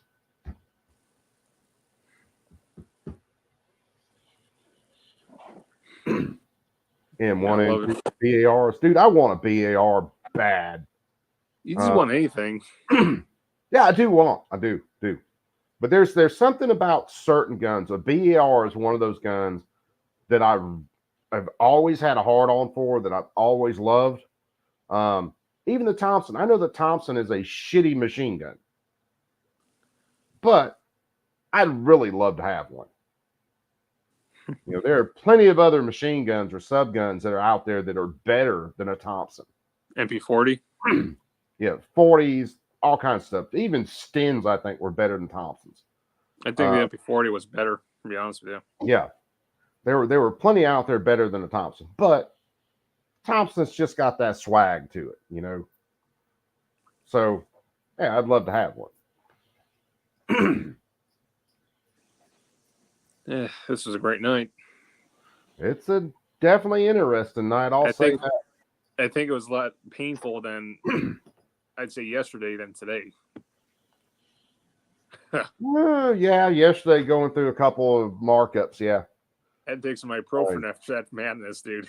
Dude, I typically keep it on my desk. What are you talking about? I need to start crushing it up and hanging it in an IV bag behind me and just plug in. No, all right, don't. we're streaming. No, don't. You want an ulcer in your stomach? But that's why I put it in an IV. That way I can just go ahead and get it right into my veins, man. Come on. No, that's how you get an ulcer. Ulcers is when you're taking it. Stomach's got to digest it. We'll just skip the whole thing. That way I get the whole bump too. I don't lose anything to the process. But yeah, it's definitely. I'm gonna watch. We'll get out of here in just a sec. And I'm gonna turn on the tube of views again and see how the mainstream media is reacting to tonight. Because I guarantee you there will be a lot of them going, Joe Biden did great. He was on point. He was the commander in chief. And you're going to have a couple that went, wait a second, that whole, here's my list of reporters and these are who I'm going to call on. That it was all a fucking clown show, just like we said it was. Yeah. Yeah, so, you're still there. And then tomorrow night war. I'm thinking if depending on how things go, I'm thinking about doing that paranormal stream about 10 o'clock tomorrow night. If you're cool with that. Say again. Sorry, I was trying to hear. I was thinking about the paranormal stream you've been wanting to do that about 10 o'clock tomorrow night. Sure. Yeah, that'll work. Yeah, there's this fucking UFO I've been looking into. It's the fucking U.S. Army has been was covering up, and UFO hunters were literally talking and covering over it. It's a fucking diamond-shaped UFO. So literally, it's like the shape of a triangular diamond. Yeah, and for you guys that aren't privy to the conversation, Warsaw's been wanting to do a completely different stream and do some stuff about paranormal and aliens and all that for a while. Military based. All the stuff with that's based around like military contacts. So tomorrow night, 10 o'clock, and I'll try to get it set up a little earlier, but I think tomorrow night about 10 o'clock, me and War are going to run it. and I'm just going to let him lead the stream because he sends me all this stuff. Damn it. He knows where he wants to go. Well, I mean, we're both going to cover it. And oh, yeah, we'll both cover it, but I'm letting you lead the dance there, brother. Well, first, like I said, we'll have to watch the UFO hunters video, then bedtime stories on both the aspects of the two hearings of multiple soldiers talking about this thing. Yeah, and I mean, we'll just run it till the fucking wheels fall off Friday. So. And there's nothing really scary about it. I mean, there's no fucking aliens. Are you sure? To be honest with you, dude, if there's fucking alien beings, they're not something I'd be around with, dude. The fucking horror stories, dude, they're satanic beings, in my opinion. I don't necessarily think they're satanic beings, but I also think that about the only thing that they really do when it comes to us is fly around, try to gain a little intelligence and go, damn, these sons of bitches are just going to kill themselves before we can do anything. It's like taking a fork away from a damn 2-year-old that's trying to put it in a light socket at that point. No, little Johnny, you can't have the butter knife. It doesn't go there. I mean, Coop, I mean, your dad was in the Army. Did he ever talk about some possible classified stuff you can mention? No. Not war related, but like stuff that was happening internally. No, not a whole lot. Dad was always real professional with stuff. He didn't talk about it. Okay, because rumor has it the CID of the Army was actually doing stuff where they would actually, close off an area and shit like that. Yeah, no, nothing like that, man. Like I said, my dad was always, the professional soldier. He never talked about anything like that. Well, plus he's under the contract, so you can't really argue against it. Not to say he doesn't have his stories, more than likely, but he wasn't the one out there gonna talk about the shit every 5 minutes. So anyway, let's get out of here, perps. Outlaw, you still there? Outlaw. Oh, sorry about that, bro. Yeah. Outlaw, tell everybody where they can find you, brother. Yes, sir. I am on MGTOW Outlaw. If you like your Red Pill or MGTOW talking points, I'm also on Southern Fried Nostalgia. If you like something of a little bit different flavor, we go back and like we talked about earlier with the other guest, like snacks and old cars, cartoons, that kind of shit. Or if you like the urban exploration, I've got what is that channel? Outlawed Exploration.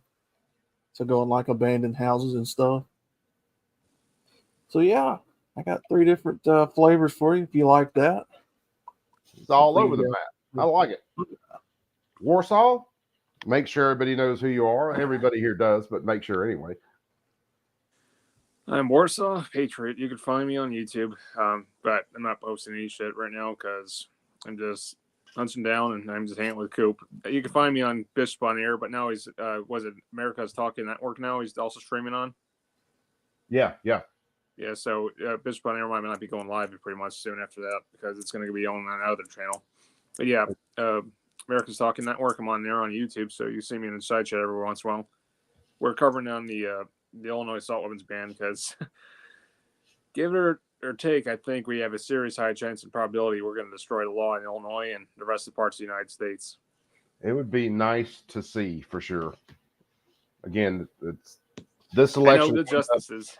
Yeah, this election bothers me a lot with what's going to happen with it because the Supreme Court dragging their feet. If they don't take these cases before the court completely turns left, then we don't want these courts going or these cases going. So, but yeah, we'll get out of here. You guys all should know where you can find me. Hell, you're all here. You already know where we're at.